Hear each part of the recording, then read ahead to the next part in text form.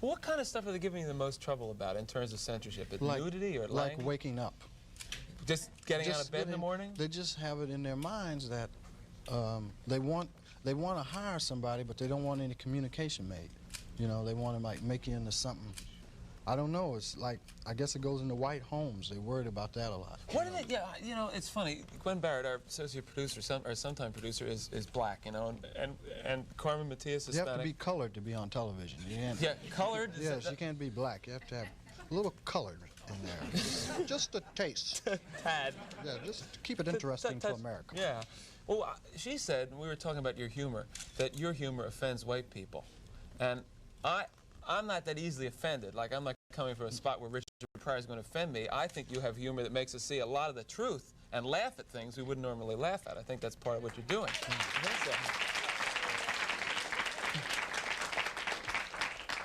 What do you think that these executives are afraid you're going to do to white America? Probably stop some racism. Stop racism?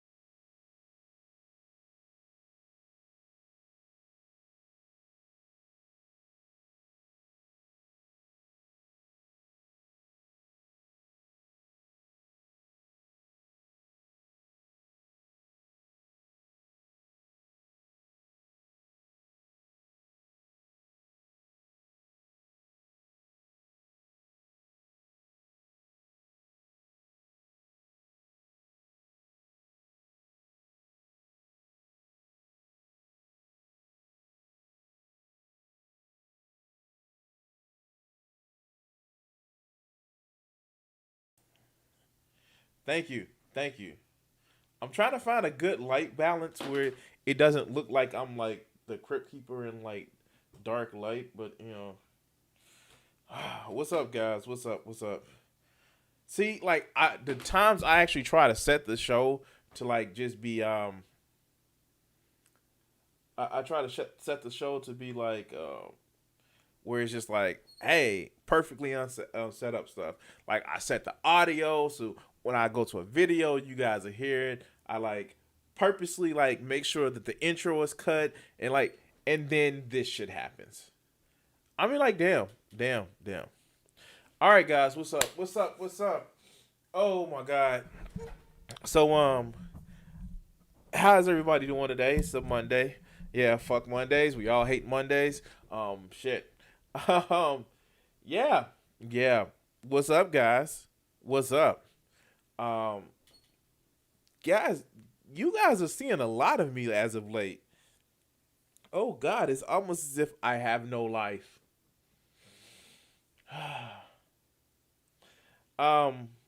Yeah, we were streaming yesterday.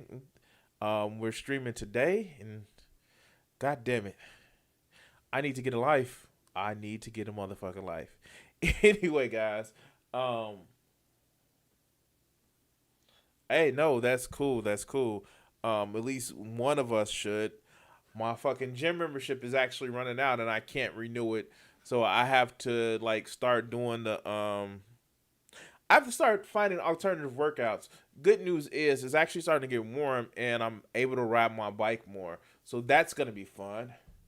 That's gonna be fucking awesome. Like that's unironically bad, awesome. Like I love riding my bike. Anyway, guys, this should be a fun show today. I'm not gonna aggro as much as like I have been doing lately, although like it's some possibility of aggroing. But hey, this is what you come to the channel for. Anyway, shit, guys. If you haven't seen it, I know I released it early yesterday for Discord. What's up, Kevin? No, welcome. Hey, welcome to the chat. Welcome to the channel. If you want to come in, sit back, kick your feet up, use a coaster for your drink. Welcome to the channel. It's time for the motherfucking show. Oh man. What was I gonna say? Oh yeah, I'm off on a tangent. Motherfuck, like, if you guys like one of the things that fucking bothers me, right, is like I have this meticulous pattern recognition ass brain. Like more than a normal fucking mammal. Like, so if you guys haven't seen it, I released it a little bit early today, but I released the I Hypocrite response to the Dylan Burns debate that he was on and he got kicked off. And wouldn't you know it, one of our motherfucking new motherfucking chuds that we have literally just made a video talking about, hey, the N-word passed and why I have a problem with it for black people. And it's just like, God damn it. Like, I don't want to focus on, you know, Gothics again, because quite frankly, it's getting sad, but, you know, constantly going to the same well for the same people, and it's just sad. So let's talk about a lot of the different shit that we're going to be doing today. We're going to be doing two quick fun videos early today. We're going to be talking about how AOC is like maybe doing 4D chess, and we're going to Coach Red Pill. God damn it. I picked the video, and I know I picked the video, but fuck. Like, I hate myself when I realize that shit, that I'm going to be doing a Coach Red Pill video. Oh, God. I know I got to throw some variety in there. So, let's actually get to... hit my mic. Let's actually get to our first video. All right. So... hey, guys. Let's set the scene. You're waking up in the morning and you're walking outside and you're enjoying the great, wonderful day. Think Truman Show-esque. Think, hey, walk outside carrying like some things that you need to carry to your car. Saying hello to your neighbors. Good morning. Good morning. In case I don't see you, good afternoon, good evening, and good night. But what happens when animals attack? Let's go. All right. Ooh, shit. Let's get rid of that. Let's get rid of that. Why is that right there? Oh, yeah, here you go. What happens when animals attack? All right. Let's go.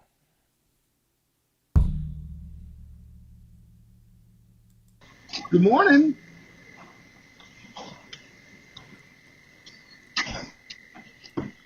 My man carrying a cake, sit the coffee down. Like, yeah, like he's having himself a good motherfucking morning. I need to wash my car. I need to wash my car.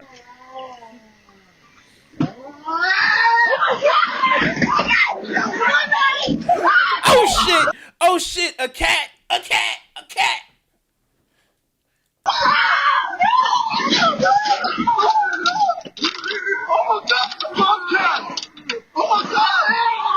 All right, so let's just look at this shit. Now you can tell that that's a big cat. I'm not even gonna lie, that's a big cat.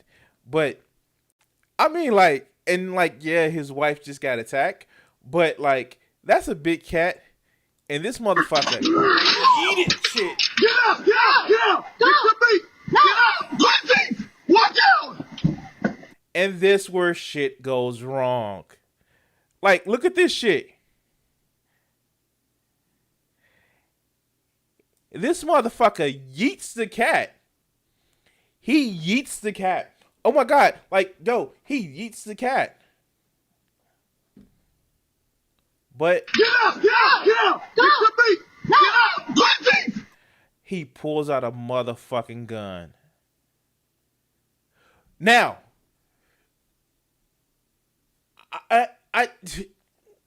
Dude, you have no fucking idea.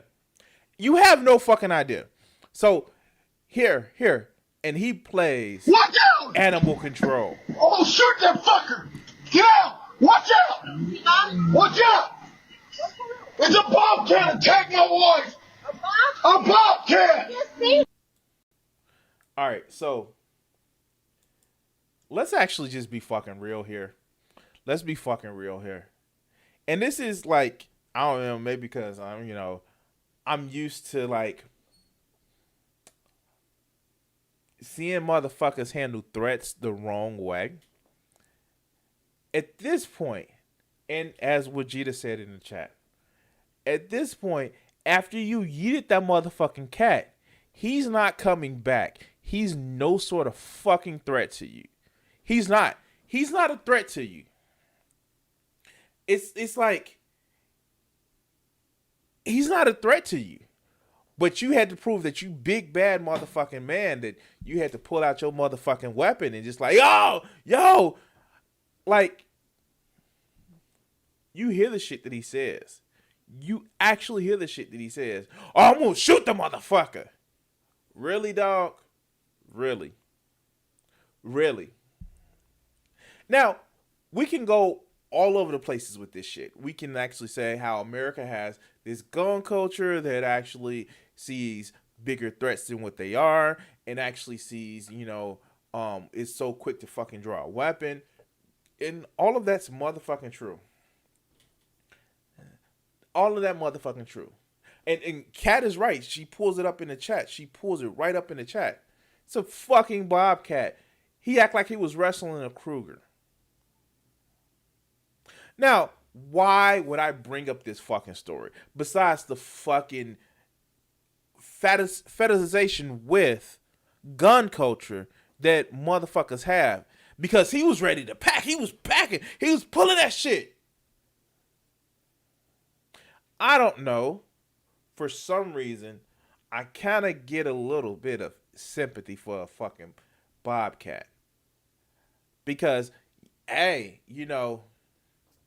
maybe I understand what it feels like to be seeing more of a threat than what you truly are. And somebody's giddy to use a motherfucking gun on you. He's like, oh, I'm gonna shoot that motherfucker. Like, listen to how motherfucking eager this motherfucker sounds. Let's go into this shit again. Let's listen to how fucking eager this motherfucker sounds. Where is he at? Right here. Shoot that fucker! Get out! Oh, shoot that fucker! Get out! Watch out! Watch out! It's a bobcat attack my wife! A bobcat! Now, how much you want to bet that he doesn't have perfect trigger discipline?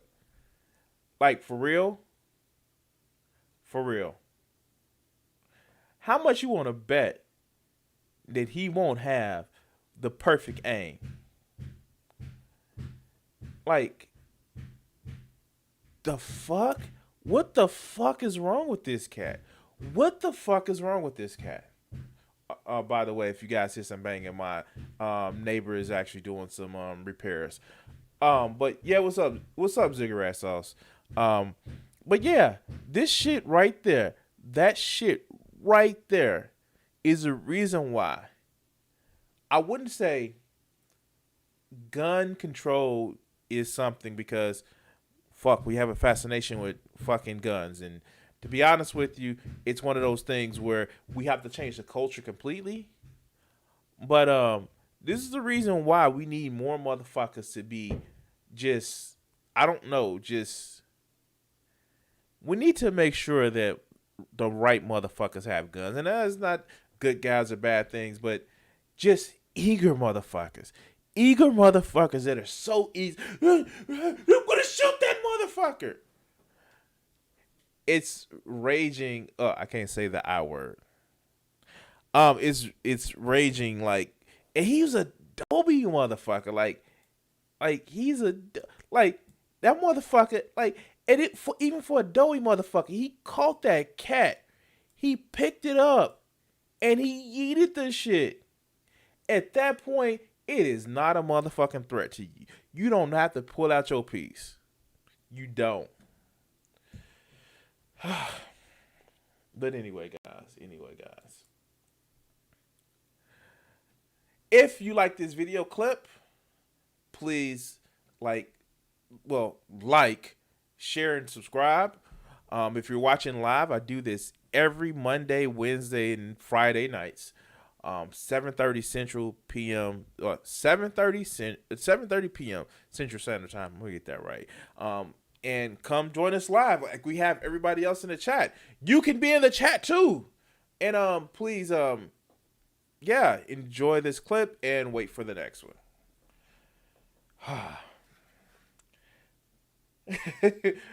Wait, what did you say, Kat? You have more trouble resisting the urge to chase it down and give it dude, this is that cat, he literally pulled, I know, oh God, I almost said, fuck it. I know pussies that are as big as that, like cats. Yeah, that, no, it's not that serious to whip out your gun. It's yeah, I'm gonna get the motherfucker. That is a serious I'm fucking scared. That's what that is. That is literally what that is. That is I'm a scared motherfucker. And I can't. I can't. I don't know why people actually feel that way about I need to pull out my gun. I need to pull out my motherfucking gun. And it's fucking crazy. It's fucking crazy. Anyway, guys. See, I told you tonight is gonna be fun. I told you tonight was gonna be fun. I feel a little bit better. I took me a nap. I took my customary nap after working 10 hours a week. Oh God.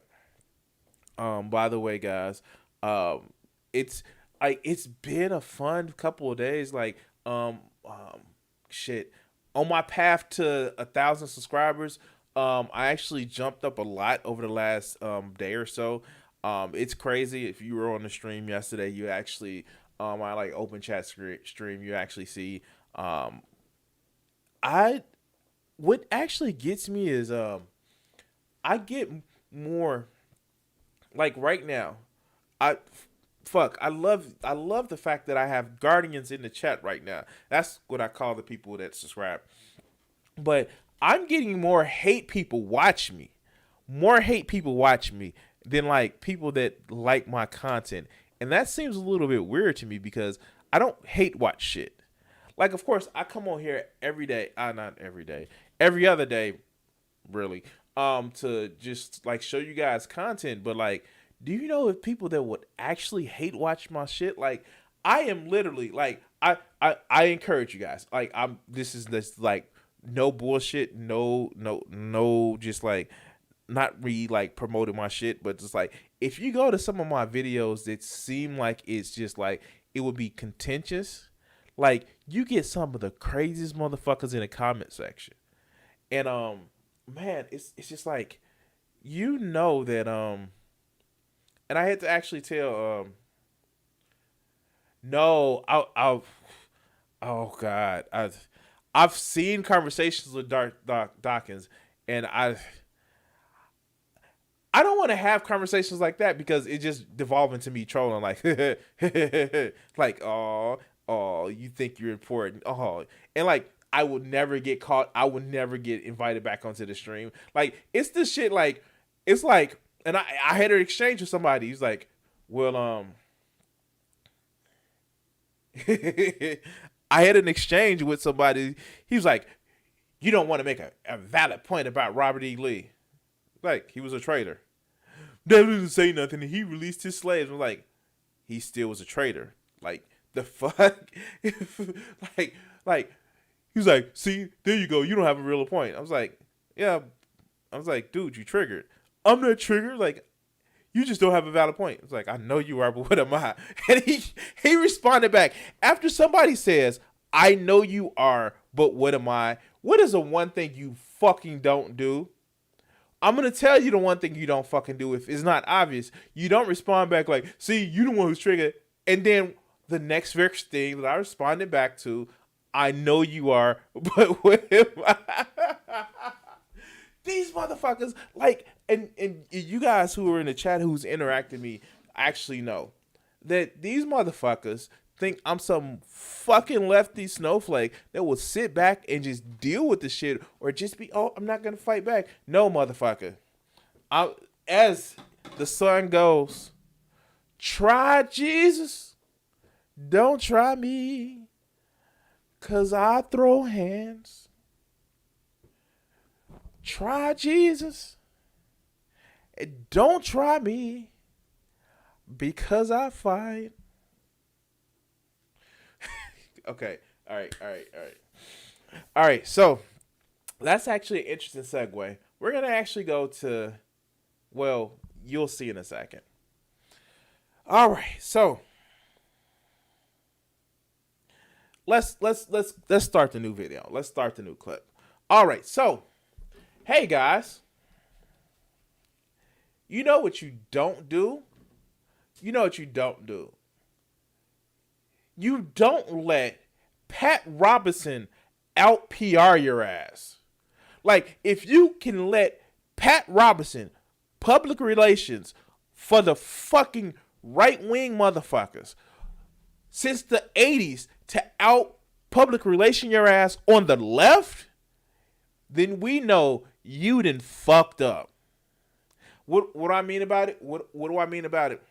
All right, so if you guys haven't known, Pat Robertson in this advanced age is like now starting to just be like, fuck it, I'm old, so I can say what the fuck I want. And you can probably remember this from such times where he called out like Ken Ham and all these other motherfuckers. Like, stop believing in this young earth creationist. Stop believing in this. Like, it's stupid. Like, and mind you, Pat Robertson believes in some crazy shit. Like, you know, he believed that the gayest cause of hurricanes or the earthquake. But when he's like, yo, stop the bullshit, then you know you done fucked up. You know you done fucked up.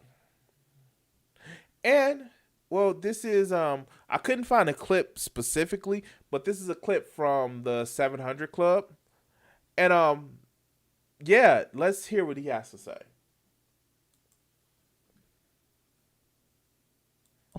Yeah, God bless him. They're gonna literally wheel him off that set.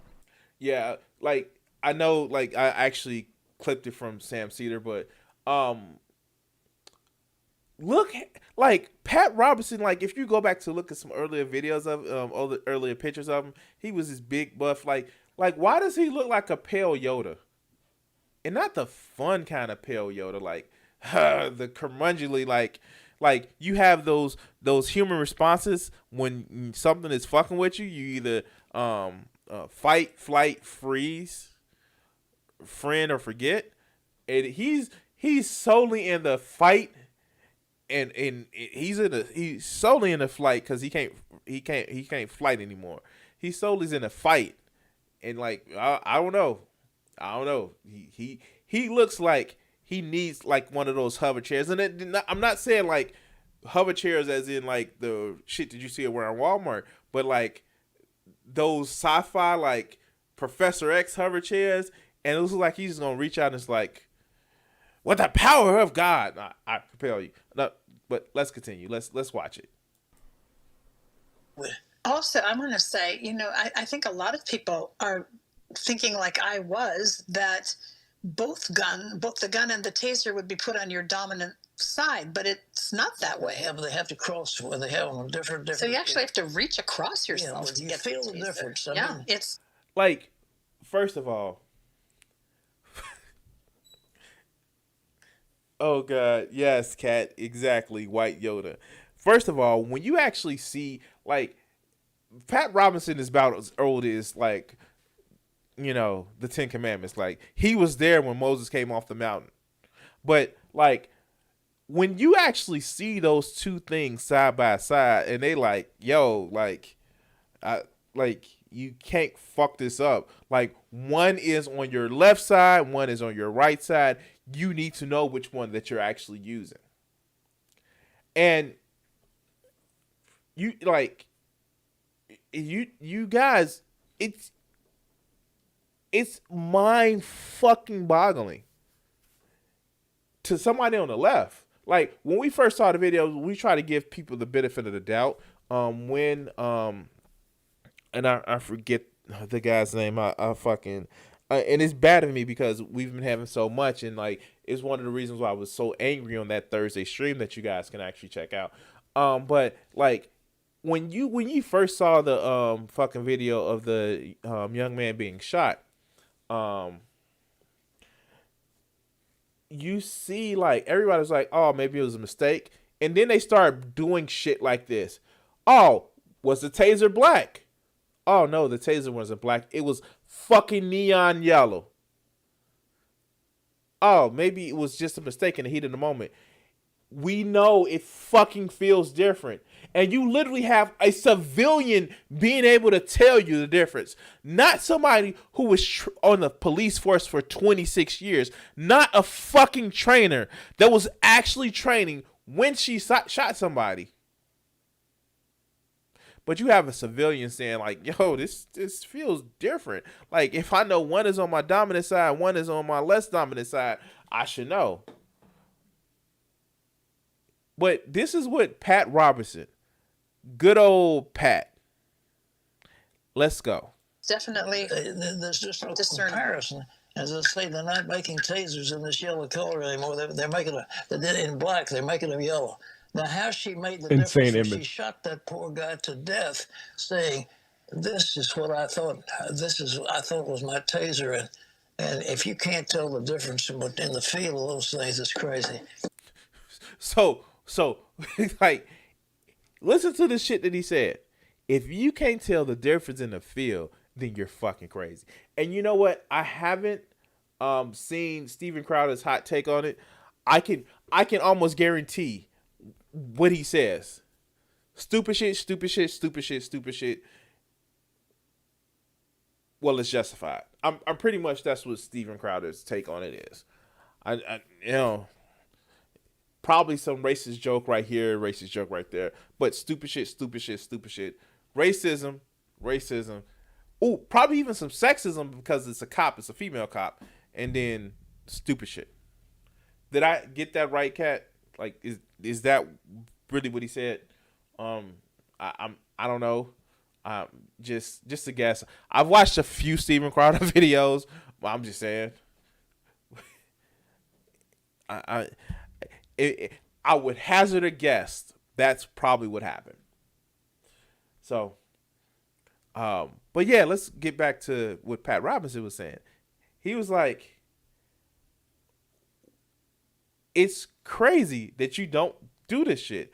And this is like one of the reasons why I really want to focus on this. Let's hear some more. Anyhow, she deserves, but I am pro-police, folks. I think we need the police. We need their servants, and they do a good job. But if they don't stop this onslaught, they cannot do this.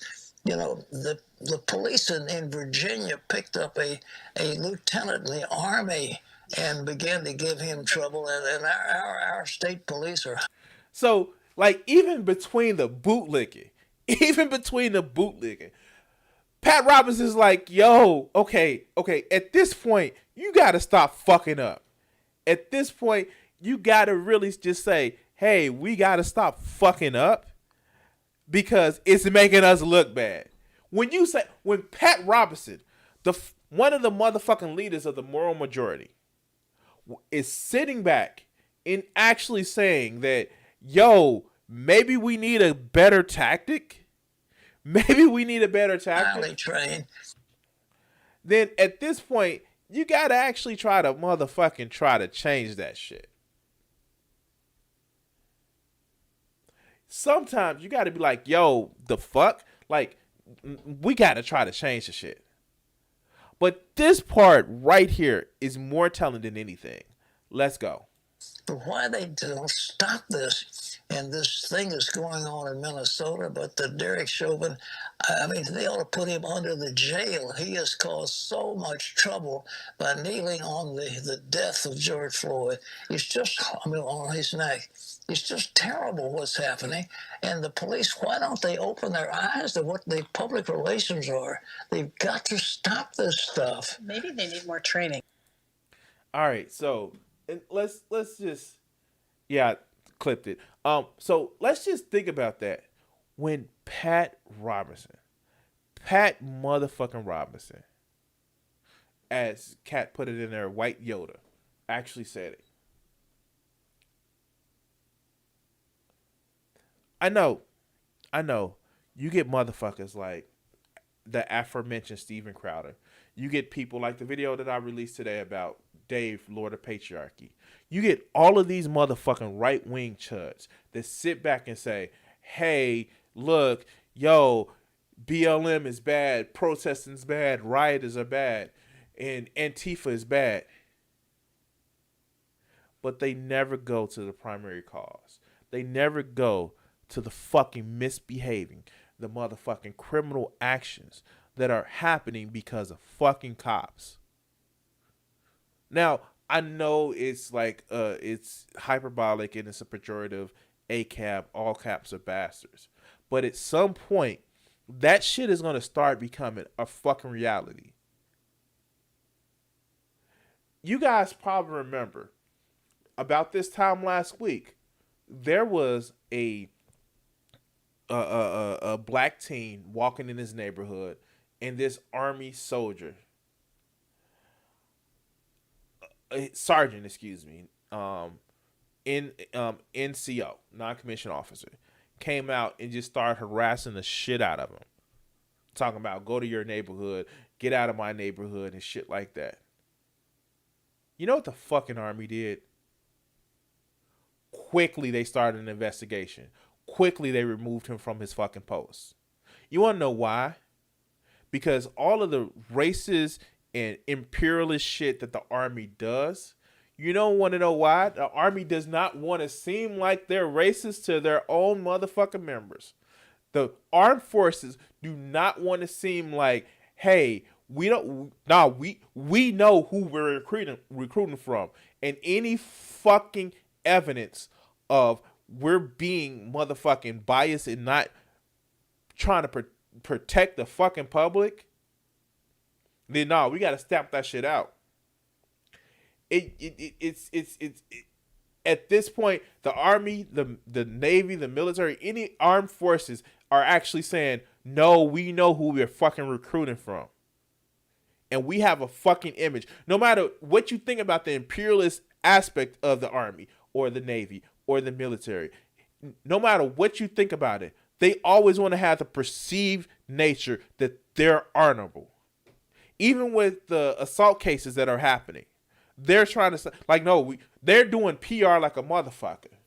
And these are people that we unleash when our so-called enemies outside of our country. Why is it that the police can't understand that they need a motherfucking better PR image? Yeah, no, that is a thing. And that's exactly what I'm saying. The fact that soldiers, sailors, Marines have better de-escalation tactics, and they're taught more tactics than what you see with fucking cops. And I'm not a big fan of our military. Let me correct myself. I'm not a big fan of our congressional military complex.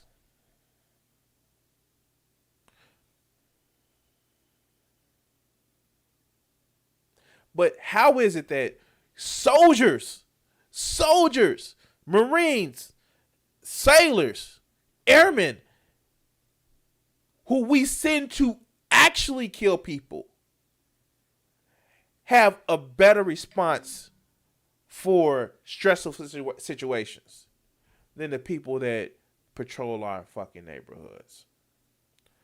I don't know. And to have Pat Robertson calling you out to have Pat Robertson calling you out.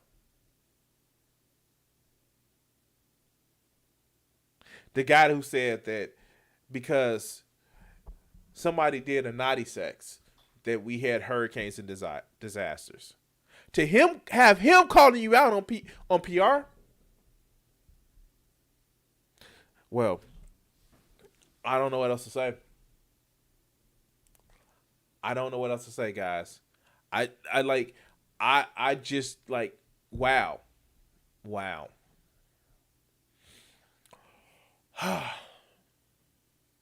But anyway, it goes, guys. If you've enjoyed this video clip, please consider subscribing. It's free 99. I release videos every day, mostly. And you can actually check me out like our lovely chat is doing right now. Monday, Wednesdays, and Fridays, 7 p.m. Central Standard Time. I got it right this time. And if you're actually watching live, hey guys, hit that like button, hit that follow, hit that subscribe, whatever it is, so you can actually get these videos later on. And thank you for watching, and enjoy the next video clip that's gonna be somewhere around here or whatever. All right, guys, thank you. All right, fuck, like it's a shame when you actually have Pat Robertson. He was like, they crazy.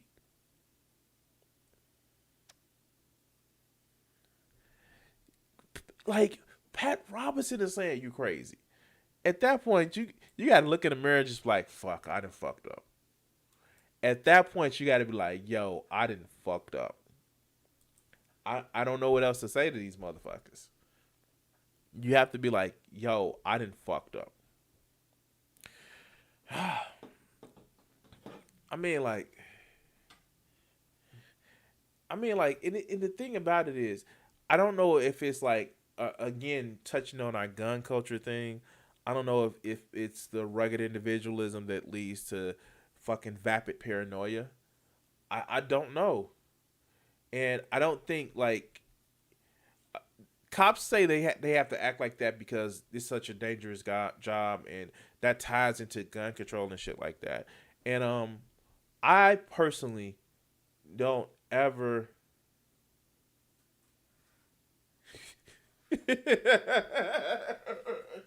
yeah.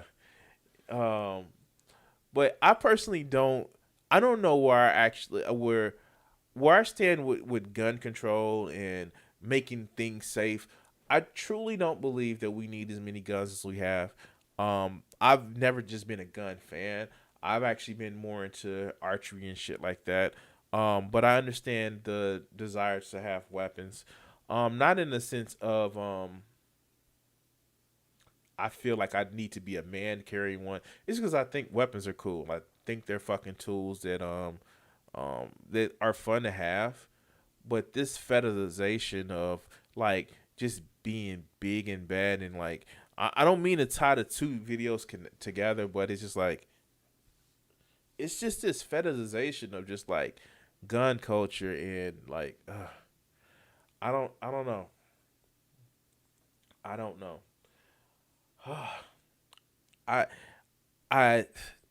It's one of those things where it's just like, yo, y'all, like,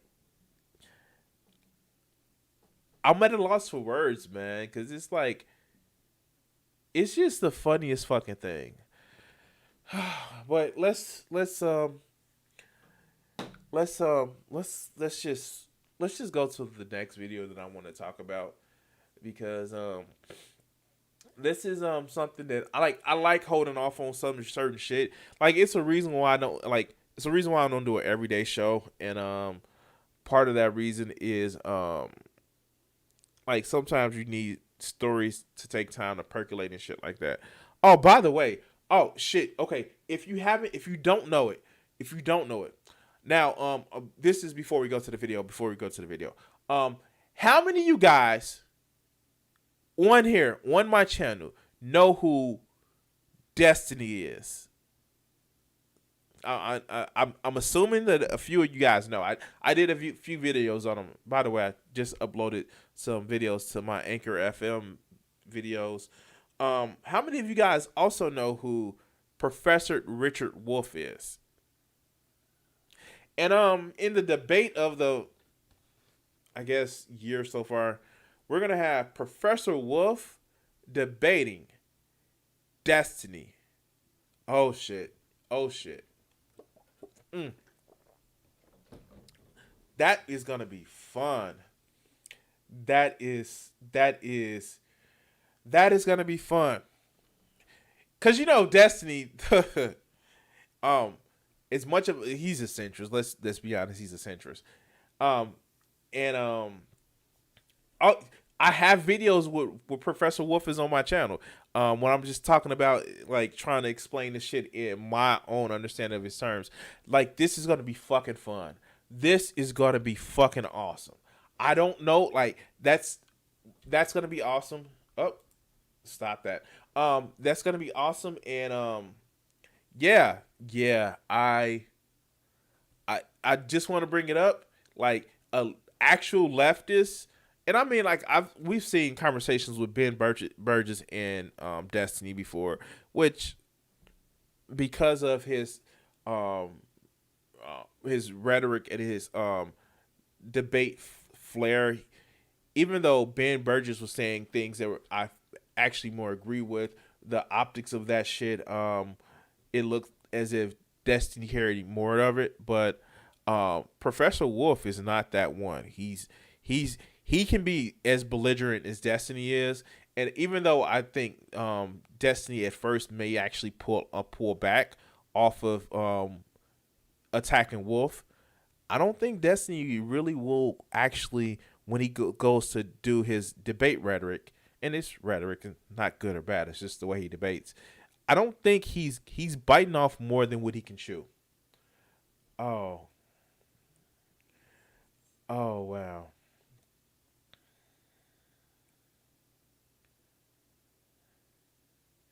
All right, cool. Thank you, man. Thank you.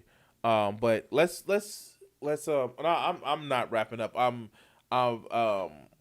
actually about to get started. Like, let's actually get to this video because I saw it from the heel, and let's just address this. Okay. All right, let's go. Okay, so I know that I've done videos specifically talking about how people on the left are, I know how people on the left actually do just like have some disdain for AOC. AOC in a lot of circles has actually, in some cases, not lived up to the hope and the change that people wanted her to do. She's not going far enough. She hasn't pushed for enough of concessions from the establishment. In some cases, with some people, she's worse than the establishment. And well,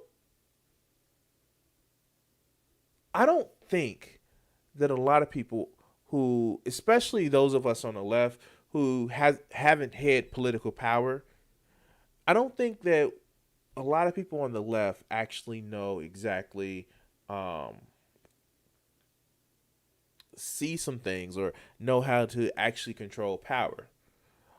And it comes down to being contrarian. A lot of people on the left just want to be contrarian. Fuck, I'm on the left and I want to be contrarian. But they don't know how to really address power. And what I think is going on here is an example of just a better strategy. So we're actually going to look at this video from the heel, and it was kind of interesting. Let's it's, I hope I don't get hit for copyright. But yeah, I'm gonna just leave it muted and we're just gonna keep going through it. So let's actually look at this video. Let's watch it play out.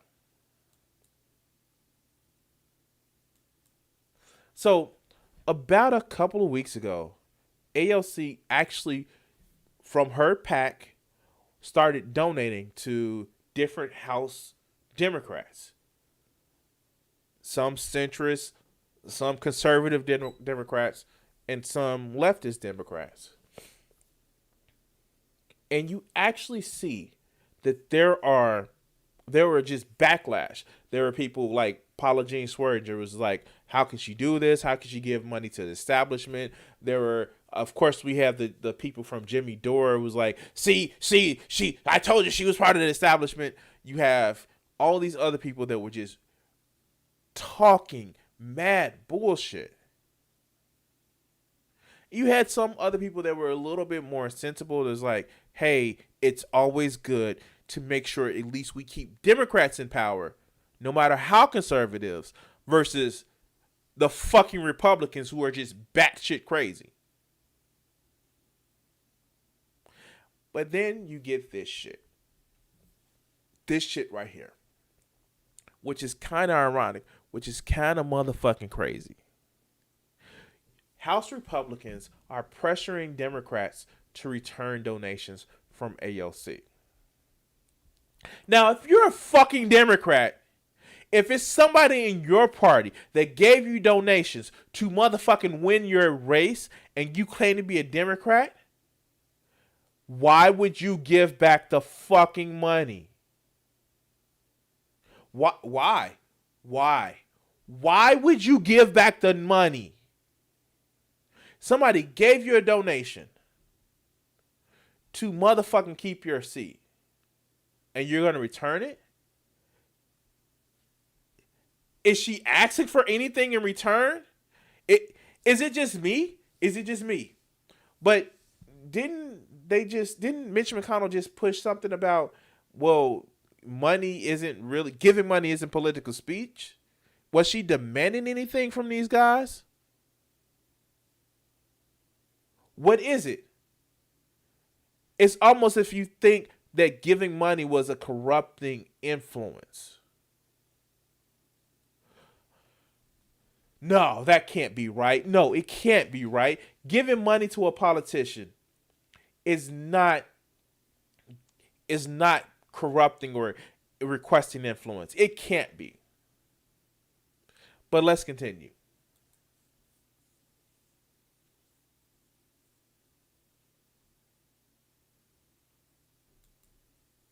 The House Republican campaign arm on Monday launched a website calling on a number of House Democrats to return campaign donations from Representative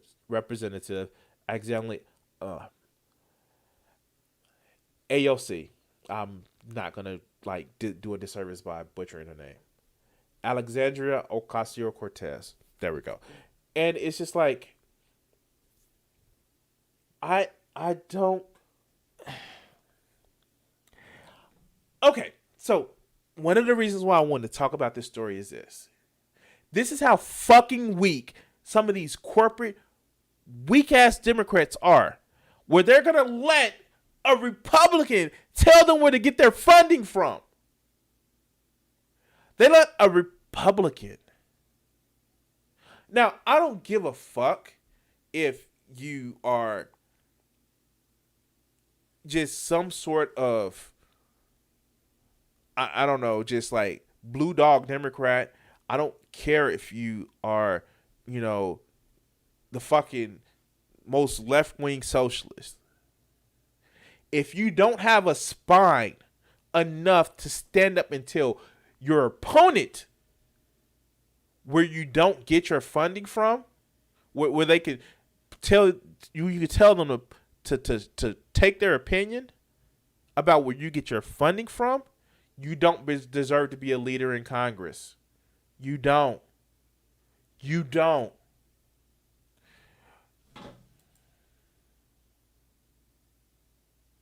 Let's continue. All right, I can speed this up.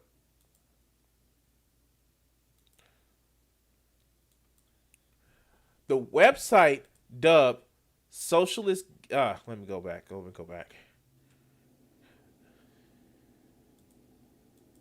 The website dubbed Socialist Give Back comes after Politico reported last week that Ocasio-Cortez donated $5,000 to a number of House Democrats. Wait, they're complaining about $5,000? $5,000. They're complaining about $5,000. Again, this brings up so many fucking questions. If you think that a politician can be bought to a socialist side for $5,000, then either we should all chip in and start motherfucking bribing these politicians. I mean, donating to these politicians $5,000 to bring them on the socialist sides, or that would show that they're super cheap, or you just don't like the optics of it. And there are Democrats. Let's go. Let's go.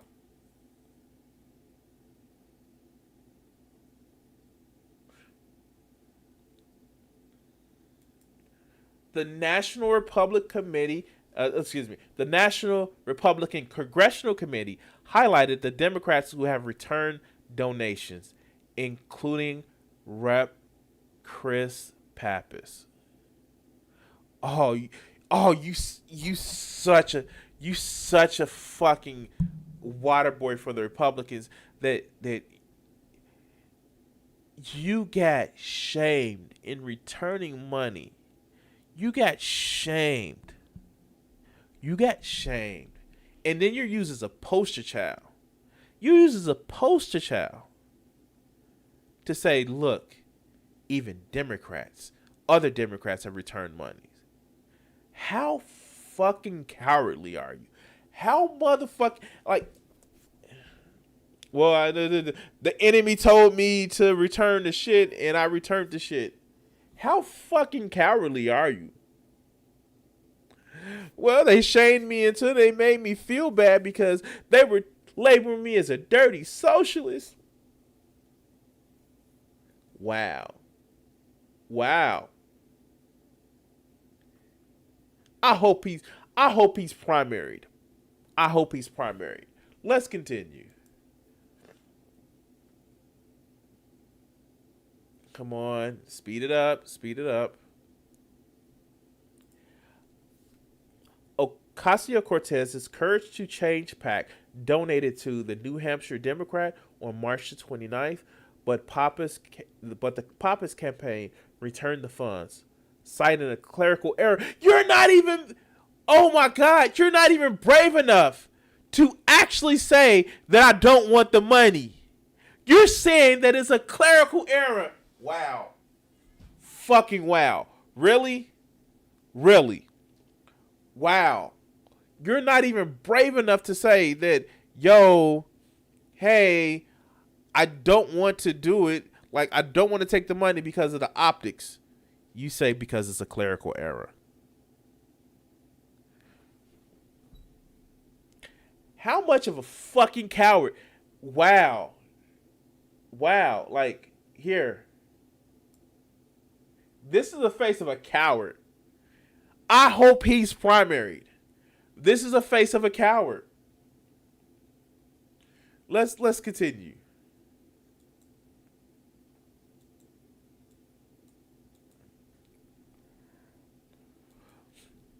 Other House Republicans. Freudian slip there, right? Other House Democrats who returned the campaign cash include Representative Connor Lamb, which is in Pennsylvania, and we know how important Pennsylvania is. Eliza Stokin, Michigan. Carolyn Bordeaux, Georgia. And Ron Kine, Wisconsin. I'm sorry, where do we have a lot of the battleground states for 2020? Where do we have that? Is any state on this list not a battleground state? Cowards, the lot of them. Cowards. Let's continue. The Democrat Congressional Campaign Committee spokesman Chris Hayden told Politico last month that the campaign arm was appreciative of Ocasio-Cortez's donation efforts. So wait. Please tell me the next statement that came out of his mouth is, "We wish more of it." Please tell me that.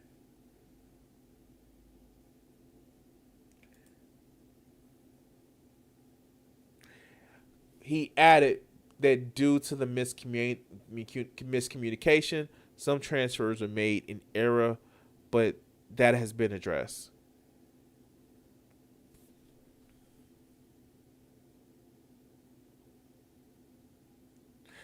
This is the Democratic Party. This is the Democratic Party.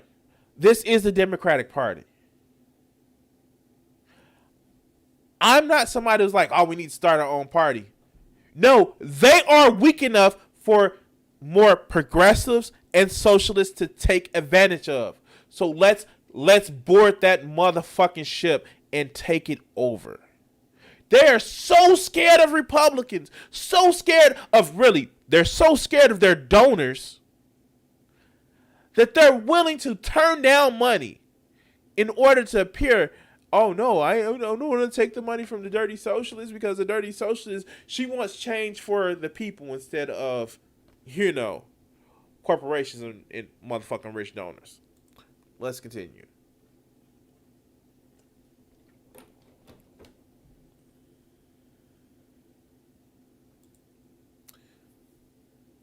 Ocasio-Cortez has become the face of progressive Democrats and a fierce critic to the Republicans, or of the Republicans. And that's what this is about. That's exactly what this is about. A lot of these motherfuckers, they want to seem like, oh, no. We're all friends here. We're all friends here. But when you have somebody that literally calls out the other Republicans for the bullshit that they do, and instead of, I don't know, let's see if I can pull it up. Let's see if I can actually pull it up. Because this is the scene that a lot of the fucking Democrats want to actually be able to do.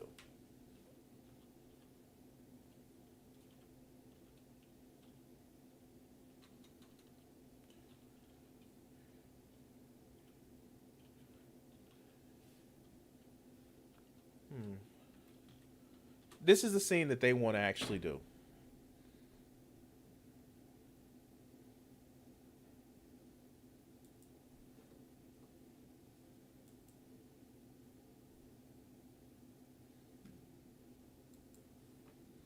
This is why they don't want to take money from AOC.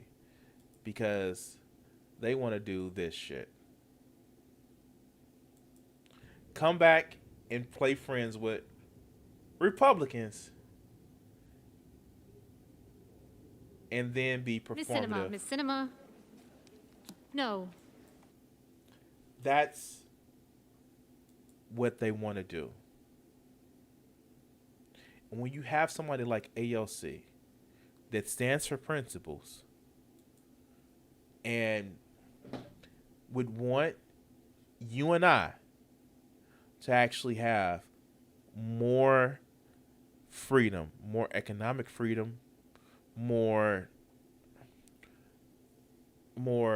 voting freedom, just more fucking freedom.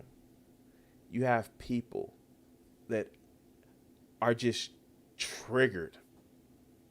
And you know what's fucking funny? I don't doubt that AOC probably did the shit in order to fuck with him. I don't doubt that. I really don't doubt that. Because now she can go back and say, well, I tried playing in the system. I tried making sure that I didn't compromise my politics, but I tried to help support the fucking candidates that I did. And even when they excluded her off of panels that would actually help further the things that you and I care about, she did try to actually help them. But they fucking spit in her face. But you know what? When it comes down to it, they're digging their own motherfucking political grave. Because it shows that you would rather take criticism and follow advice from Republicans than take a helping hand from a Democrat. All because they made you feel shameful. Anyway, guys, if you like, well, shit, I'm talking about 4D chess, and hey, I do gaming content, like, on my channel. That's why you should subscribe or follow me on Twitch. Anyway, now, if you like the content that I've actually done, please like, share, and subscribe. Follow me here on either Twitch, YouTube. I'm also on Facebook. Also, if you do follow me, hit that notification bell, so you can know when I release content. I do this live. Do it live every Monday, Wednesday, and Friday, 7:30 p.m. Central Standard Time. Got it right that time. I release the content. I release content every day, and yeah, if you want to actually help support the channel, at the top of the motherfucking picture, like right up there, you can actually see my Streamlabs links. In the bottom, you can actually see the link to my art, where you can actually help support the channel with getting something in return by actually supporting my art. Anyway, guys, thank you for watching this clip, and we'll see you on the next one. Yay. All right. Whew, we are going good. We are going fucking fun. And like, guys, like, I'm having fun today. Oh God, I'm having fun today. And it feels good. I know that, like, I'm about to, like, seriously, like, we have 2 more videos that I want to actually get to. And, yeah. I'm going to try to be a little bit patient with this next one. I'm going to try. Oh, no, this one, the next one I'll do. It don't need patience. This next one I don't need patience. It's going to need scolding, like, talking about people, and just like, it's fucking funny, and it's just like, when I saw the clip, and like, okay, before we get into this, like, all right, so you ever noticed, like, as much as, like, people, like, the anti-SJWs and the fucking alt-right motherfuckers always want to complain about people being like NPCs and, like, always doing groupthink, like, it is fucking hilarious of how much, like, fucking these right-wing motherfuckers, like, always say all the same thing, and this is fucking funny. It's fucking funny. I don't know what else to say. It's just that all right. You'll see what I mean, right? All right. So shit. Let's go. All right. So. What's up, guys? Do you like comic books? Do you like people talking about clean up your room? Do you like how people take literally real life figures and kind of transmorphize them, or whatever the fuck it's called, but use them for allegories or take real life figures and use allegories to show them in comic books? You know, like Marvel did with Dr. King and Professor X, or Malcolm X and, you know, Magneto. You know, comic books have been using figures since their inception to actually as allegories for, or the characters in comic books have been allegories for different people in real life. So it was funny when Ta-Nehisi Coates actually made a recent video or made a recent panel in Captain America talking about how he almost directly parodied Jordan Peterson.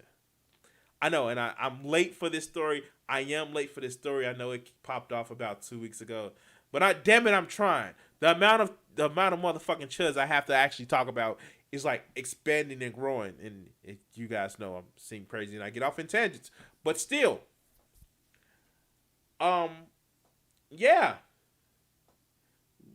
we're gonna get just some guys commentary on why this isn't the Red Skull you're looking for. Like, first of all, no one actually addressed, even Jordan Peterson actually addressed how literally the commentary from Coates literally is talking about how the Red Skull was using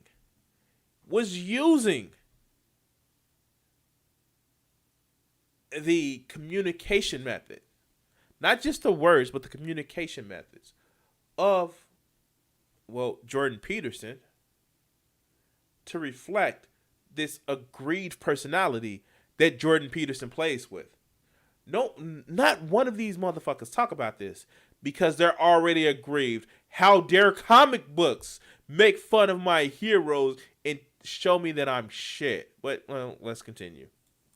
Let's just get right to it. Hack racist writer Ta-Nehisi Coates turned Red Skull into Jordan Peterson in the last issue of Captain America. Not I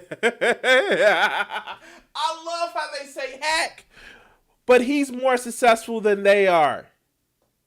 People are asking him to write movies. People are asking him to write comic books, but he's a hack. He's a hack comic book writer. But he literally has prizes on his writing. But he's a hack. Oh, is it just because he talks about shit or he makes points that you just don't like? Can I call you a hack YouTuber? I guess I can call you a hack YouTuber. But let's continue. a joke. Here's the page. 10 rules for life. Damn, Coates, who pissed in your chitlins? Now, of course, that was a little racist jab. Who pissed in your chitlins?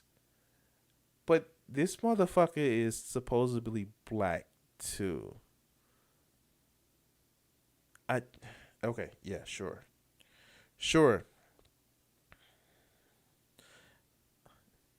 I mean, like,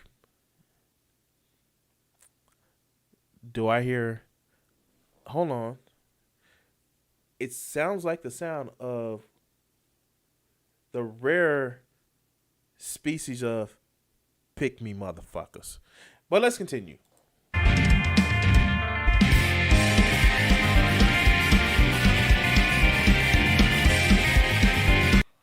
I fucking hate that he's using like the Bleach opening, but fuck. Anyway, let's go. I saw this last week when the book came out, and I was going to let it go because I don't give Coates the time of day. He's a shit writer. Technically, he's solidly mediocre, but as a storyteller, the man has virtually no imagination, no depth, and no ability to see beyond himself or his racist politics. Now, mind you,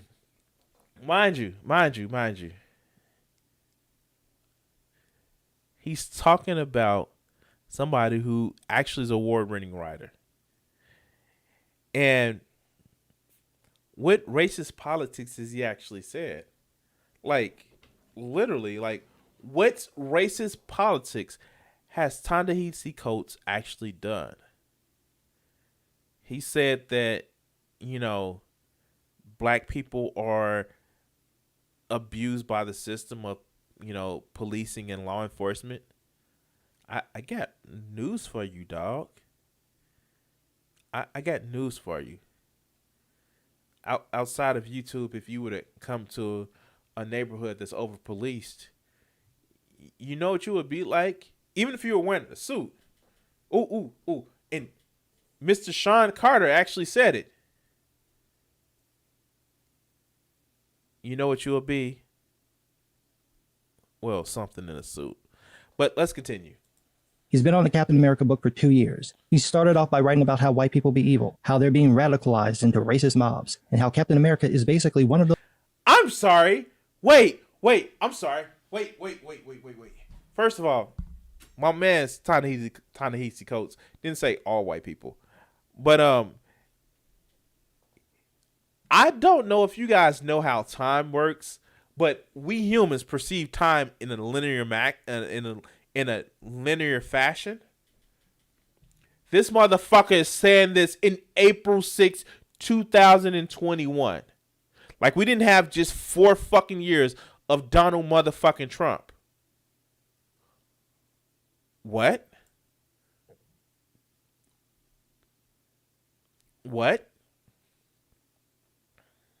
Like, I personally have videos on my channel where motherfuckers are talking about we'll die for Trump, and all he did was spout racist shit. We literally have Tucker Carlson on the air when he says, what's wrong with being a nationalist?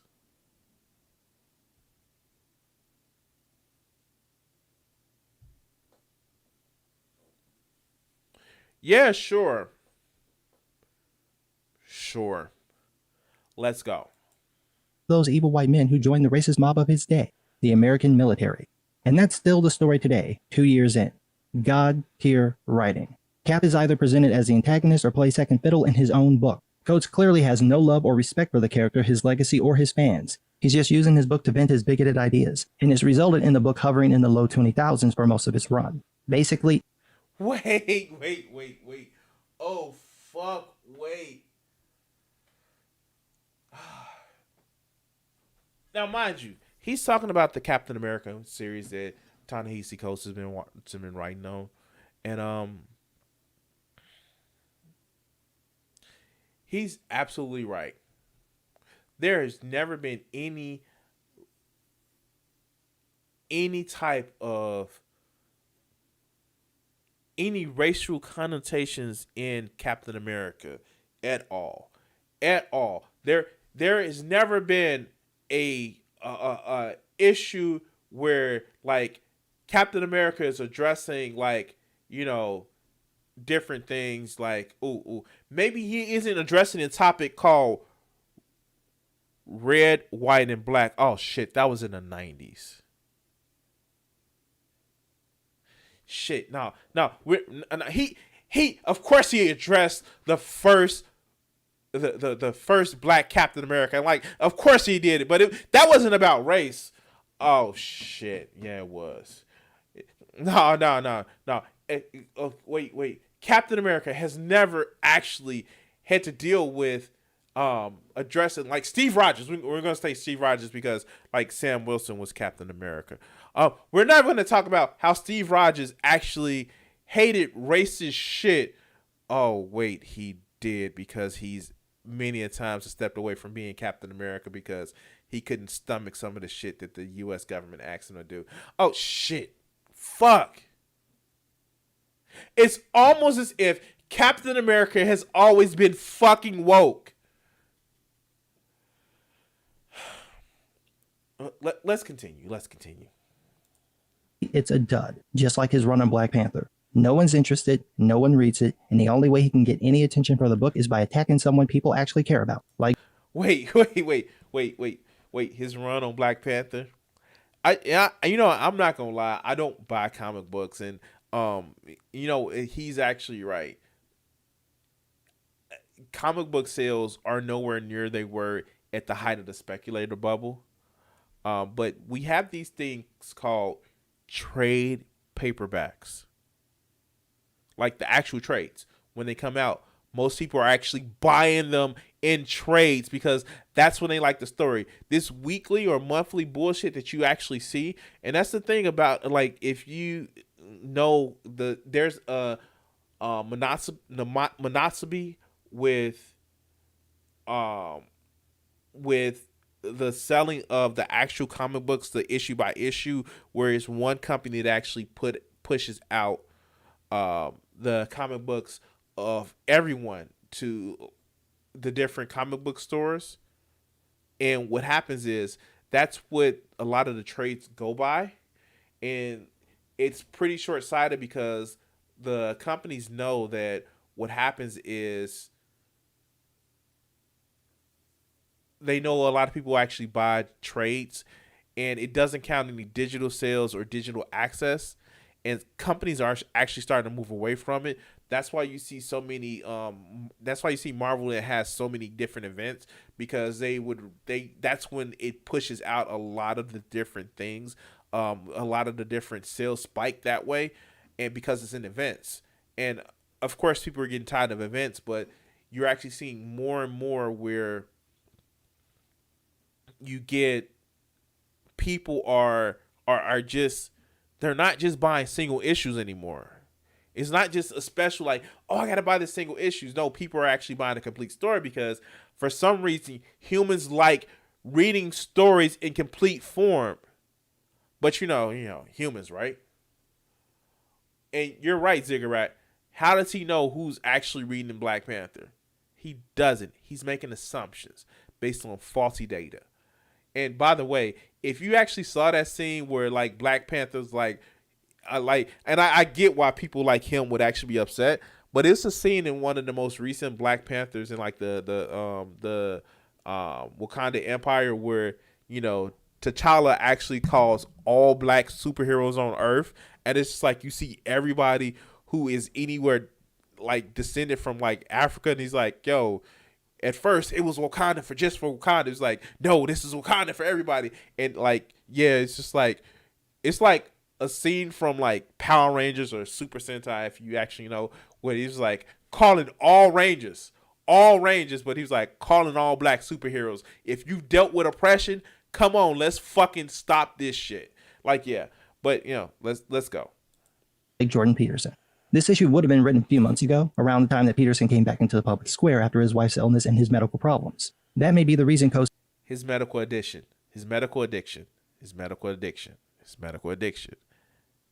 Like, let's just be honest.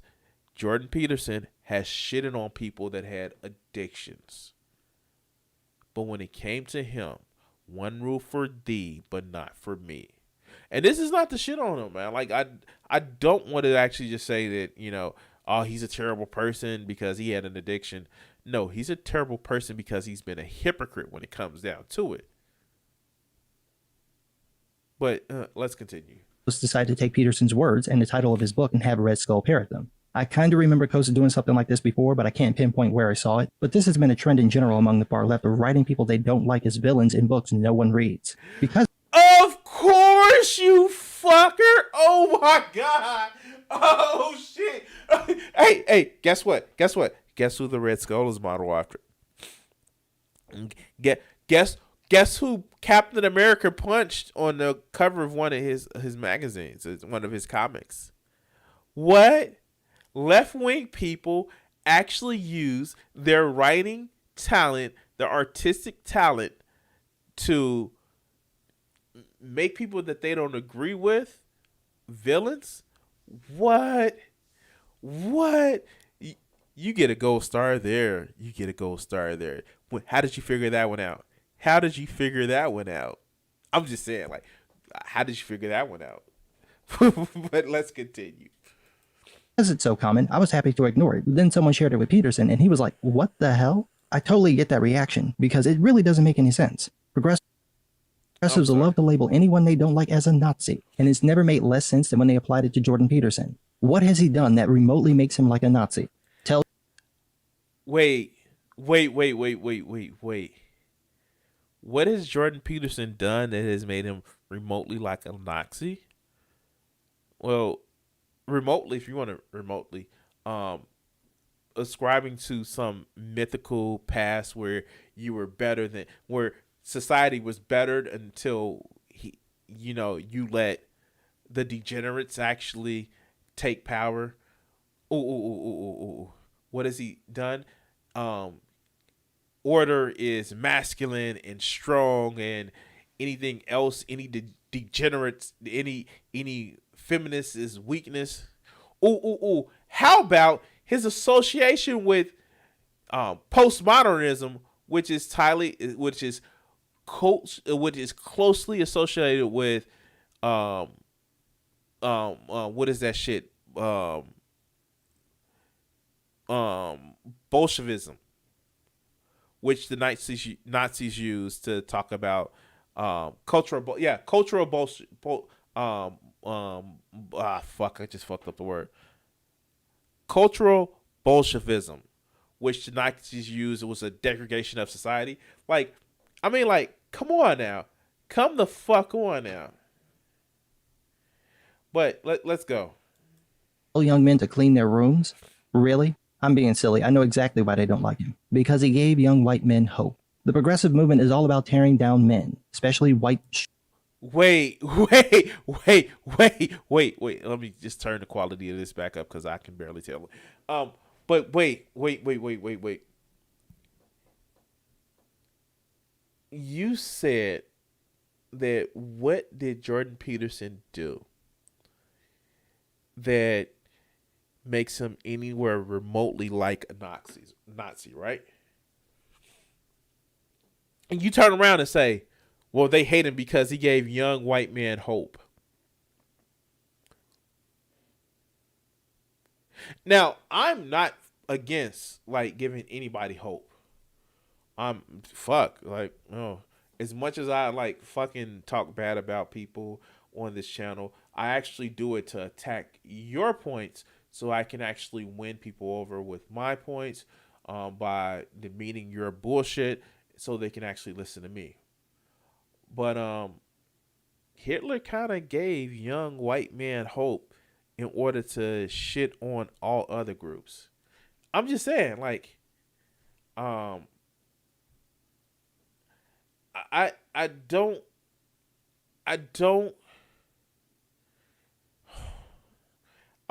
Kevin, like, I will admit that unless we know the context of what's going on, like, I don't know what to say, man, because here's the thing.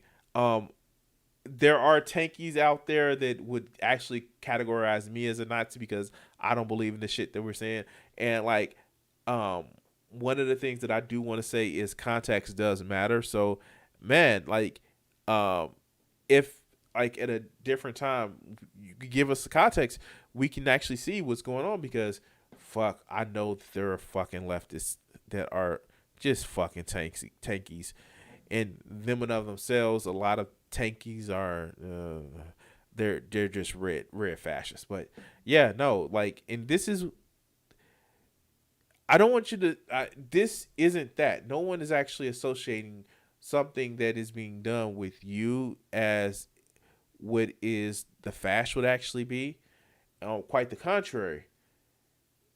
This motherfucker is literally equating fascism or equating he's actually denouncing some of the shit that was associated with fascism as if it wasn't there with Jordan Peterson.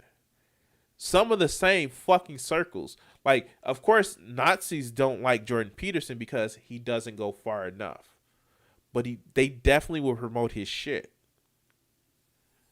So, yeah, no. This is the problem. And he recognizes this shit. Like, this is the problem that I got with a lot of these motherfuckers. They know who their audience is. And I'm not saying that you can't play up to your audience. Like, I play up to my audience all the time. But when you being purposely deceptive to say, like, no, it's nothing wrong with Jordan Peterson saying, no, it's nothing wrong with these racist people are saying. You just keep living your good life because you're right and they just want to make you seem weak. You know what you're playing into. But let's continue. Straight men. They want men demoralized, self-hating, and frankly suicidal, and Jordan Peterson stands against that. No one wants men suicidal. No one wants men weak. It's these motherfuckers who think that being strong is being a bully. or being shitty. No one wants that. And if anything, Jordan Peterson is somebody who advocates for conditions that will make, well, let's just say, people that are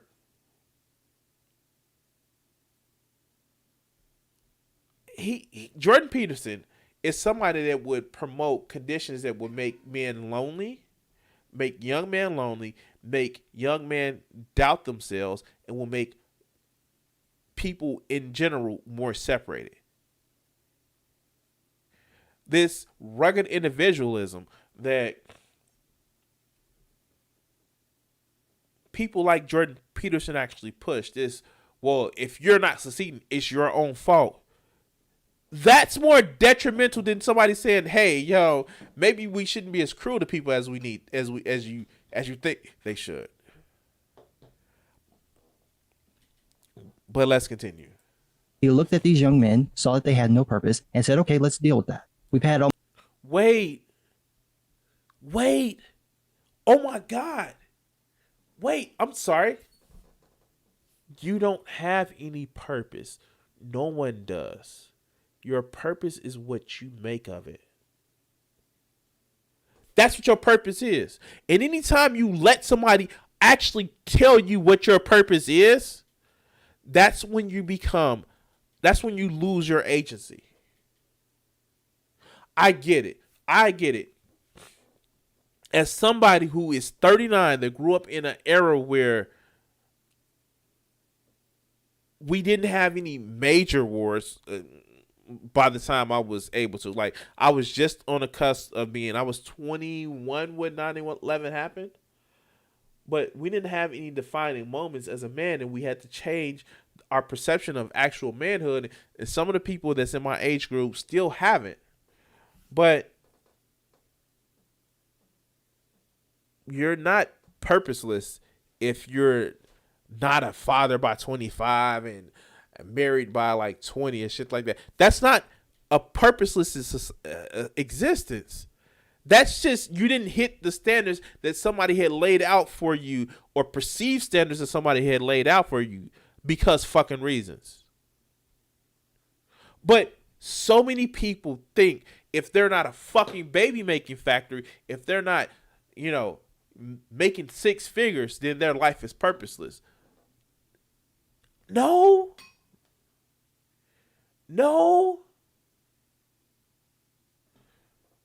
But let's continue. almost 3 generations of young men and boys with no sense of self, purpose, or desire. They're just drifting. Peterson comes along and says, "Are you happy with this? Is this?" Notice he said almost 3 generations, like almost 50 years. I wonder what's been happening over the last 50 years. Certain people became like first-class citizens within that 50 years. Damn, a couple of group of people actually became first-class citizens over the last 50 years. You know, women actually had more reproductive freedom. You know, the black people, you know, we got the right to vote and actually be treated as first-class citizens, or mostly, you know.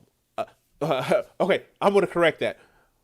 A lot of the legal second-class citizenry was stripped away and replaced with like different, you know, GUI on top of it. Or I'm speaking fucking old language. Another a graphic interface placed on top of the systemic racism, but you know, like it's only been 50 years, right? You know, but what does that say that he thinks that more people getting rights within the last 50 years, that our LGBTQ community has actually got the right to be who they are? As I said, black people became first-class citizens. Women had more control over their reproductive rights. And he looks at it as if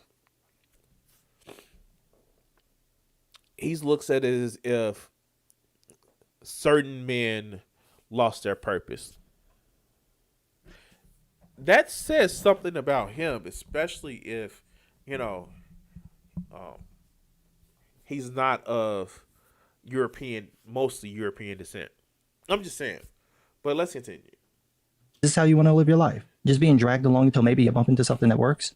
And guys are like, no. So he says, well, what do you want to do? I don't know. What do you mean you don't know? I don't know. Okay, well, we'll find something for you to do. I don't know what to do. Everything is beyond me. I'm not good at anything. Okay. And this is frightening. This is fucking frightening, guys. This is one of those things where it's just like, a lot of these, like, he is actually spelling out how fucked up the situation is. So remember a few moments ago I was actually saying if you don't know what you are and you're ceding your agency to other people, he's literally explaining what that ceding of that agency actually looks like. He's literally doing it. We are going to have something for you to do. That is fucking scary. And to be honest with you, that's a lot of the shit that the fascists did, that the Nazis did. They said, look, in the past we were so much greater. Look, these cultural degenerates are actually causing us so much problems, so much anguish, so much pain. We're going to give you a uniform and we're going to make you a part of something to make you feel special. And what happened after that? Well, now that we're in control, those people that we scapegoated, let's do something about them. Literally, I can't make this shit up. I can't make this shit up. It's almost as if there's a pipeline to the right. I don't know, but let's continue. Okay, then. Well, you know what? Clean your room. What? Clean your room. There's something you can do. I don't understand. And you know what? And people make fun of that clean your room meme, right? People make fun of the shit. But it's something a little bit more sinister to that shit. It's not just clean your room. It's worry about yourself. Don't worry about the wider world. And that is very sinister. Because it's saying, yes, of course, we all know the phrase, don't complain about the mote in your neighbor's eye when you have a beam sticking out of your own.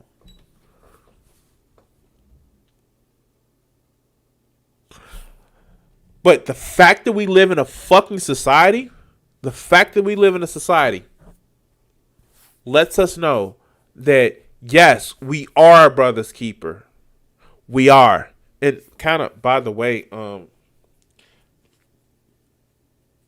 for people that joke about that, this is a little fucking side tangent.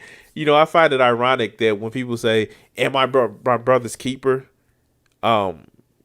The obvious term is yes, because the original way it was communicated in that fucking story was the murderer, after he knew he murdered the person that we were talking about, was like, why should I care about my brother?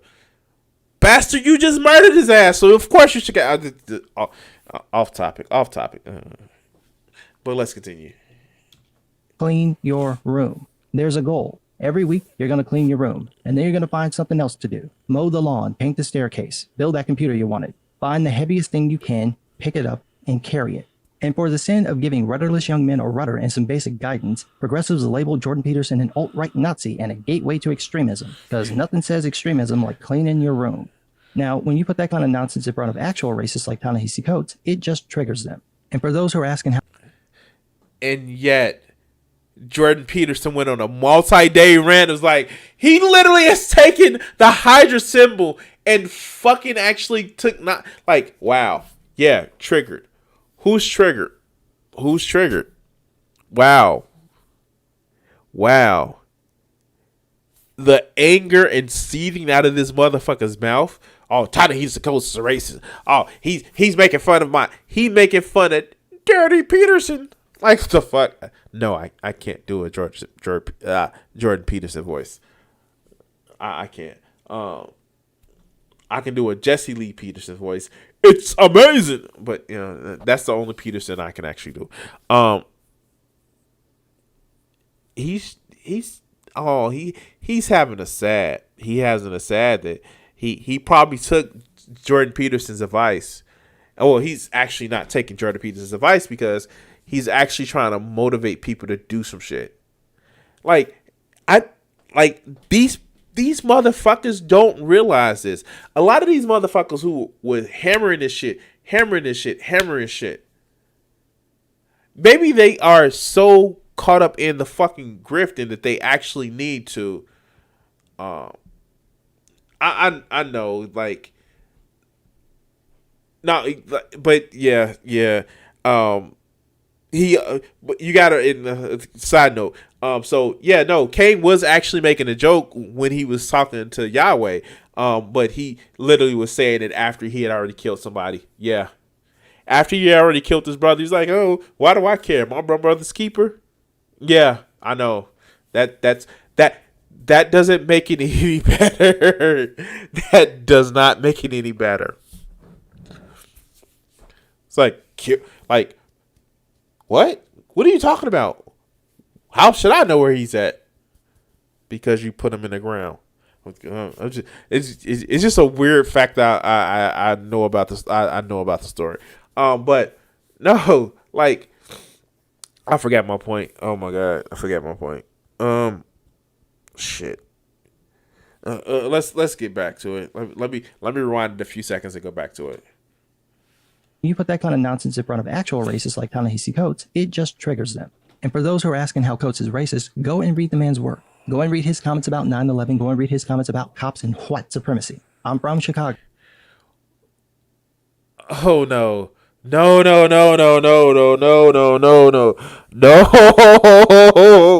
Fuck.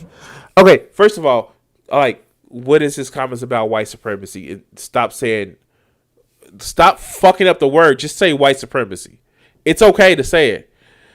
But so if this guy, just some guy says that I'm from Chicago, I don't know, like, is it just me? Is it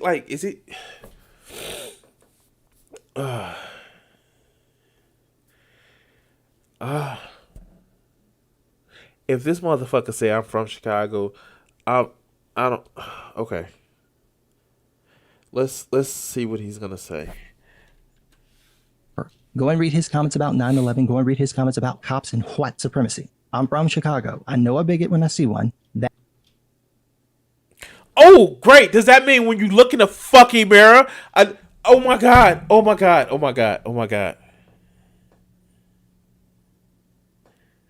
What part of Chicago, motherfucker? Not the city proper. Because I know something for a fucking fact. No matter what part in the side of the city limits that you fucking live on. Be it from the south side, where we know we're over police. Be it from the west side, where we know we're over police. We don't really have an east side. We have lakefront. Don't be from the north side. Look in a specific way, because even still, you would be asked, what are you doing in this neighborhood? I'm just saying, like, this whole bullshit, like, he must be from the suburbs, like, from, like, Evanston or some shit. Because, no. If you're from Chicago, you know the casual racism that goes on. Hello, Mayor Daley. I know you're asking which Mayor Daley.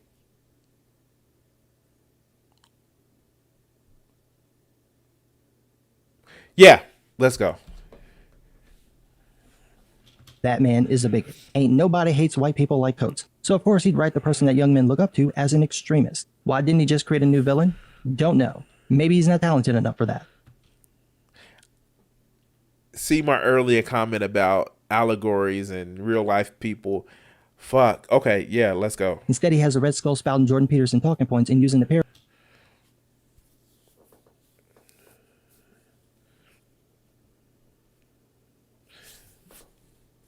Let's actually look at this shit. So let me guess, your brother, he disappears into the internet. And when he comes back out, he can't stop talking about this new theory of the world and that the theory comes from one man.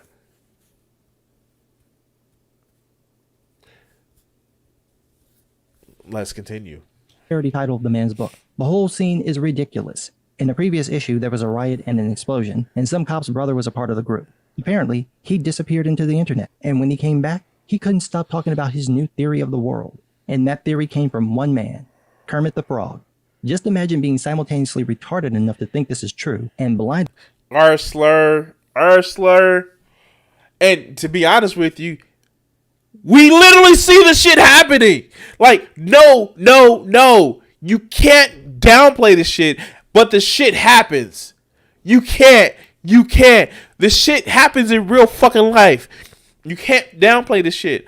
Like, motherfuckers aren't literally following these motherfuckers. Isn't following down this fucking right-wing path of just like, the world is supposed to belong to me.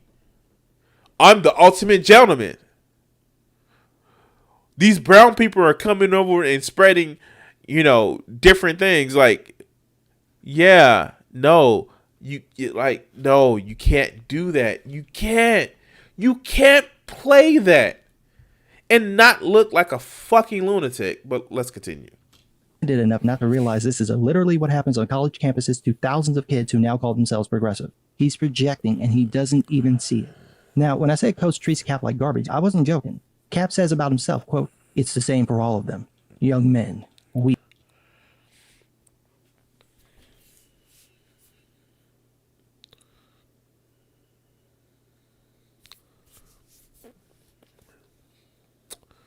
So, Captain America, an actual person that fought Nazis in his universal history,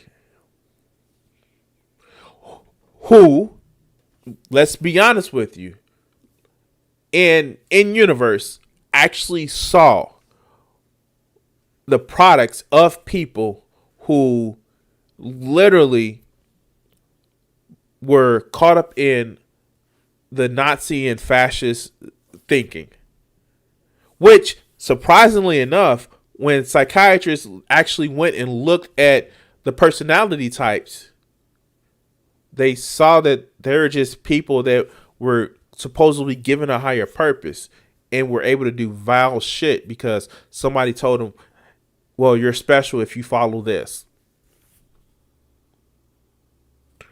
I mean, like, how did it go in First Class? Magneto says that his family were killed by tailors and pig farmers. All because they were given something special. But actually, let's go ahead and read this quote. And he's going to actually read it. And we're going to actually hear it. Let's go. Looking for purpose. I found the flag. Let's go. The same for all of them. Young men, weak, looking for purpose. I found the flag. You found the badge. They found the skull. And Coach found critical race theory, which is so indoctrinated in him that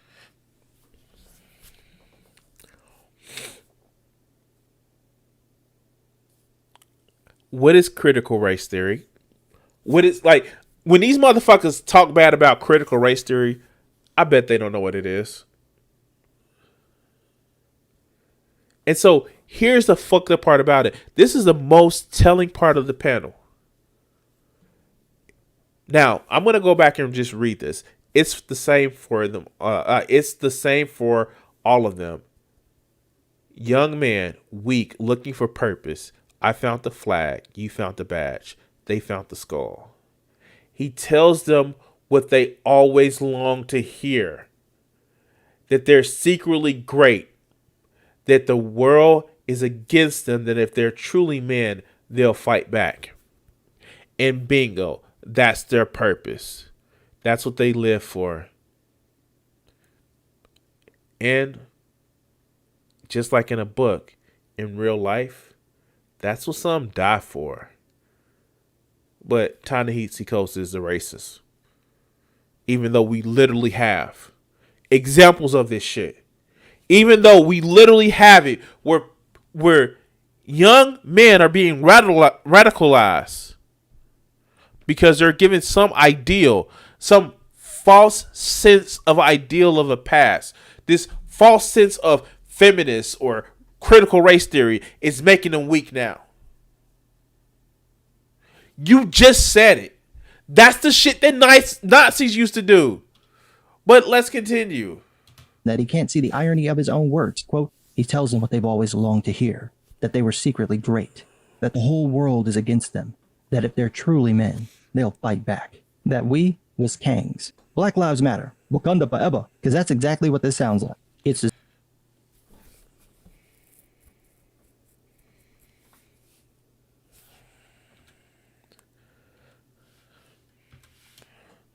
was Kangs. Black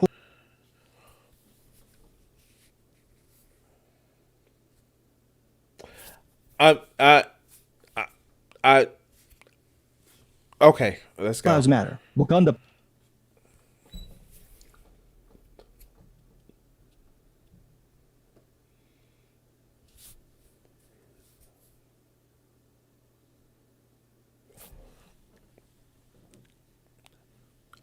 At this point, guys, I'm done with this fucker.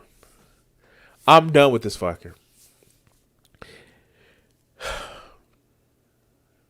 You know, I'm going to say this. I recently caught shit for literally calling out Thomas Stowell on a YouTube, on a BreadTube forum on Reddit. Because I used a racial slur by calling him Uncle Thomas Stowell. Guys, tell me what to call people like this.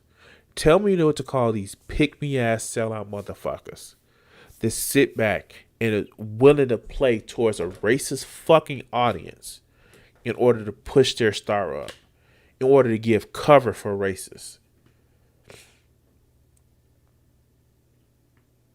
I don't know if they're, useful idiots, like, they're stupid and don't know that they're stupid as being useful, or they're grifting, like they're spouting this shit, whether they believe it or not, to actually get money and purposely do it, even know what the outcome is.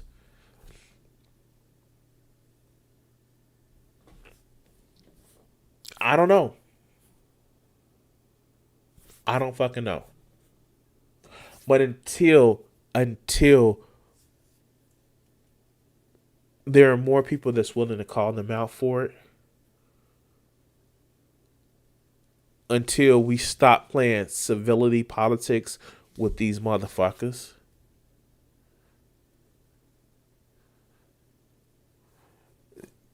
then they'll keep their grift. And I get it. I get it. It can be uncomfortable if you're not part of the community, but you see people that are part of the community, are part of a community, and actively selling out the other people. Like, it's one of the reasons why I don't do a lot of women that are anti-feminists. It's just like maybe I don't have like the right perspective to address the anti-feminists from women, because there are certain nuances I don't know. Not that I can't speak to it. There are certain nuances that I don't know. But these sellout motherfuckers, these pick-me-ass motherfuckers, it's disgusting, man. And I don't know what else to say.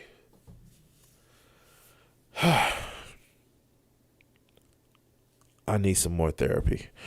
Anyway, guys, if you like these clips, please like, share, and subscribe. Hit that notification bell. If you actually want to help support the channel, there's one quick way for you to actually do it. You can actually hit my Streamlabs link or the description down at the bottom to join my Patreon, or, buy my art.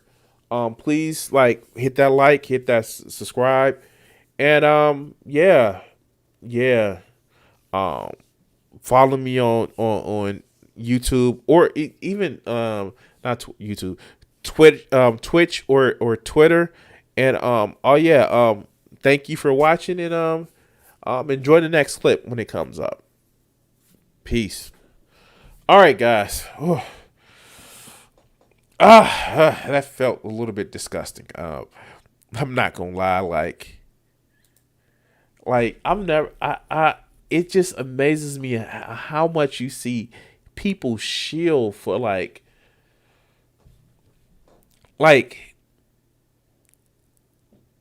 I keep thinking, like, could I ever be so desperate for attention or approval that I would actually,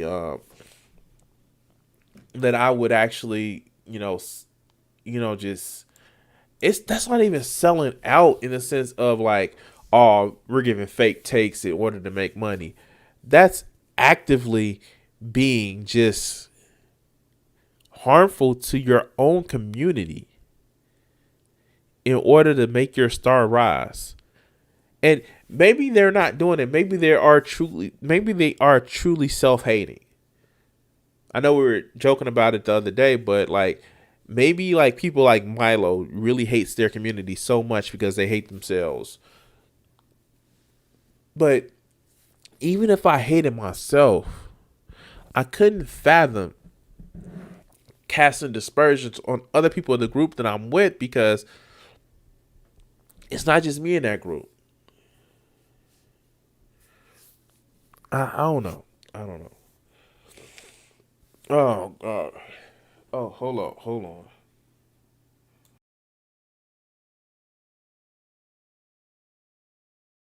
Sorry about that, guys. All right. I probably don't have the mental facilities to do this last video.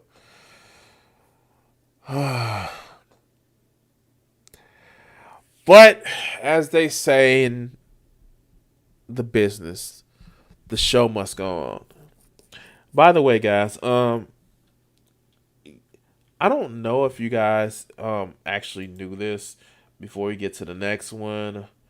I'm just going to put this in here in the chat.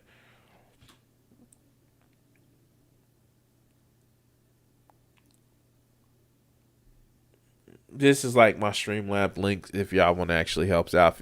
If you can support, that's actually great. I find that like it's a lot harder to click off the page. Maybe once I get monetized, the super chats would actually be better. But if you want to actually help support the stream, it's not a requirement. By you guys just watching and hitting that like button or that follow button or that subscribe button, it also helps out the channel. I do want to thank you guys for that. Token Drew is actually drawing something. Oh shit.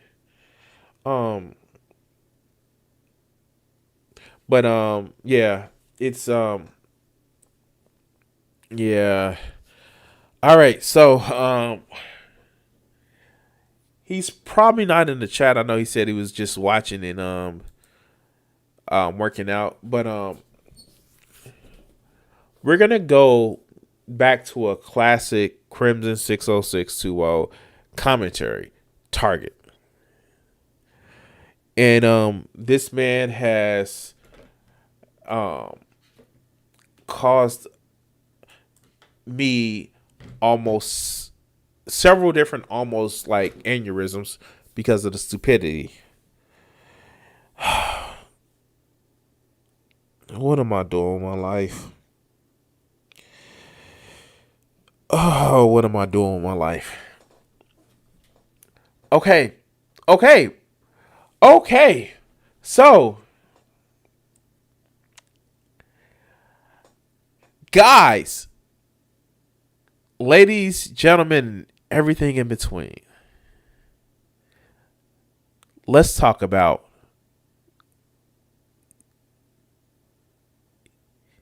Gonzalo Laura himself, Coach Redpill.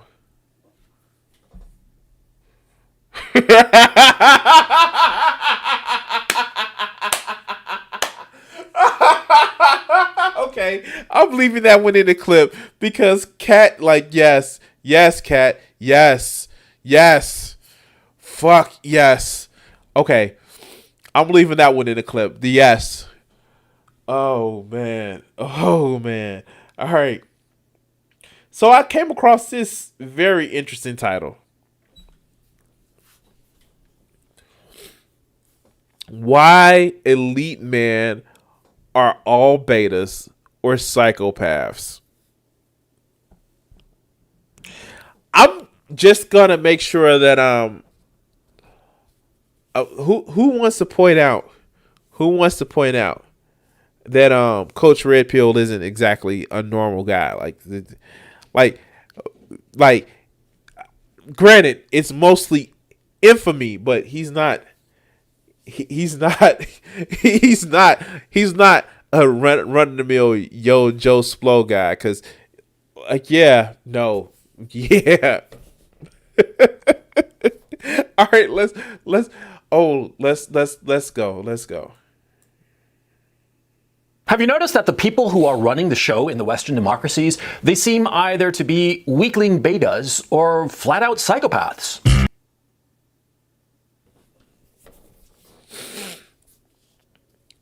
Wow. Okay. So you're a weakling beta even though you're in leadership, or you're a psychopath. Now, we're not going to talk about how Coach Red Pill literally is... Wow.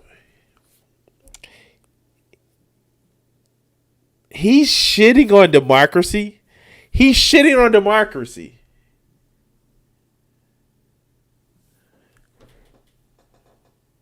Wow. Okay. Shit. Like, is he looking for an autocrat? Like, the fuck? Let's hear this shit. This seems fun.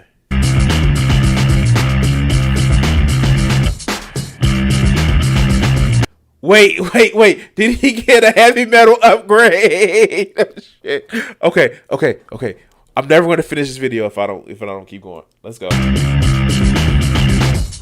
Yeah, this is a feature, not a bug. If you look at the way the establishment has been structured in order to bring in new members to the top, in the Western democracies, inevitably, the elites will be chock full of betas and psychopaths. Before I get started... No, you're not going to shill on my motherfucking channel. No. Quite frankly. So please go check it out. And people who are running things at the top. No, you're not going to fucking shill on my channel.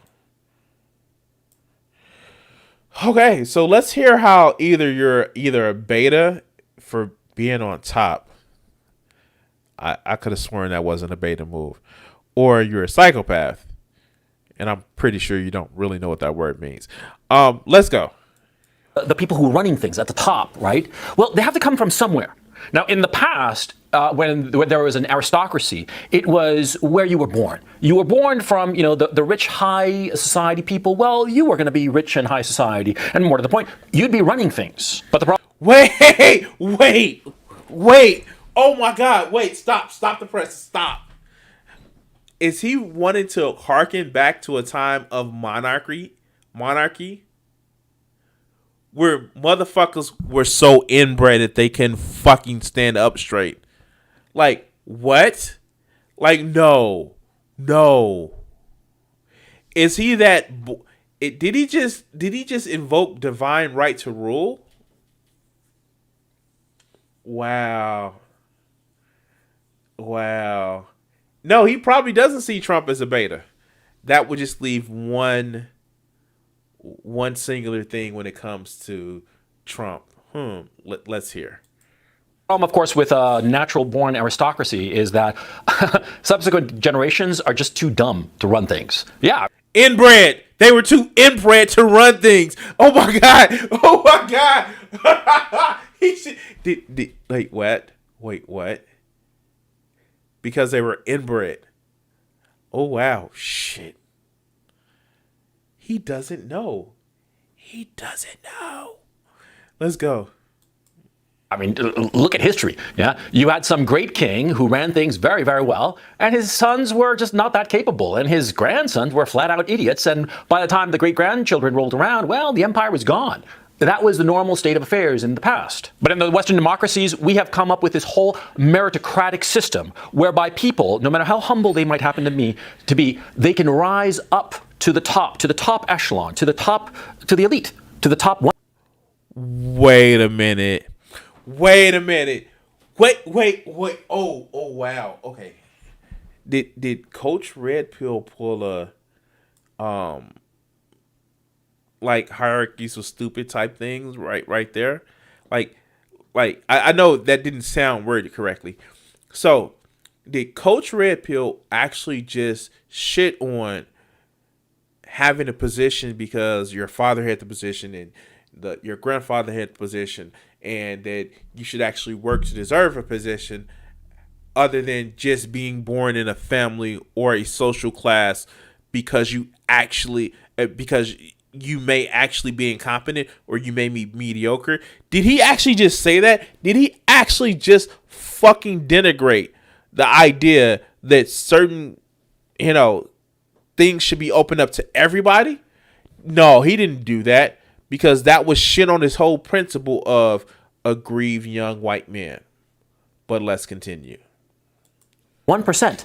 I'm not just talking about money. I'm talking about connections, the bureaucracy, be it in academia or the government or wherever. See, that top 1%. Well, the whole educational system is designed to bring out those people from even the very bottom layers of society all the way to the tippity top. I mean, look at Bill Clinton, for crying out loud. Bill Clinton was white trash. Arkansas white trash. And where did he end up? Yeah, on the Lolita Express.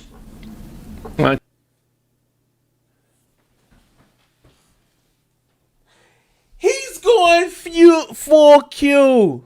He's going full Q. You know who was also on the Lolita Express? You know who was on the Lolita Express? His first initial is Donald Trump. But let's continue. Kidding aside, you see my point. See, the whole system has been structured so that people can rise. And this is a good thing. See, a meritocracy or a meritocratic system that actively looks for the best people is going to be a very healthy society, because those best people will rise to the top. However, and here comes the problem, in the Western democracies over the last few decades, I'd argue at least the last couple of decades, if not starting in the late 80s. Well, wait, what was happening in the late 80s? Who was actually starting to rise to prominence in the late 80s?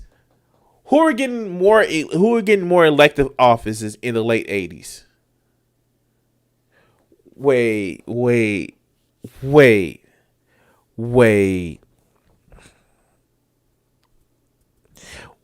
Again, like this whole harkening back to some mystical past before the wrong people got into power. What the fuck? Oh my God. Wow. Okay, let's go. the people who rise are not the best people. No, the people who rise are those who are spotless. Yeah, they're people who have the perfect record. They don't have a single blemish on their CV, not in school, elementary school, or high school, or college. They never broke any of the lines, crossed any of the lines. I'm sorry. I could have sworn not fucking 2 minutes ago in this video, he just brought up Bill Clinton. Am I missing something?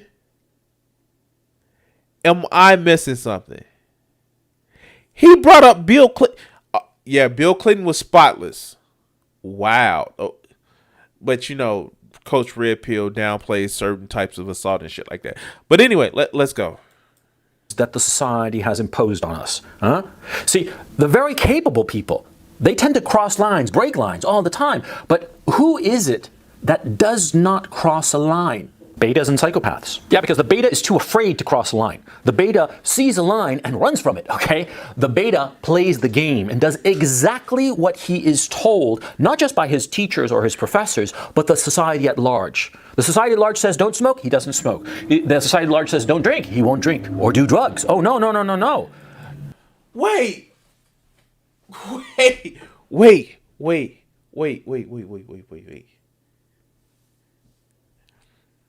Except for Donald Trump, which, ironically enough, who is a teetotaler. Maybe he was doing cocaine. But all of the most recent 4 presidents, 3 presidents, 3 out of the last 4, they've admitted to doing drugs or drinking. So are they psychopaths or are they betas? Obama was actually spotless, you know, like, so are you trying to say Obama was some kind of psychopath? I guess you could say George W. Bush was Dick Cheney's beta, but he still kind of, like, this analogy breaks down horribly.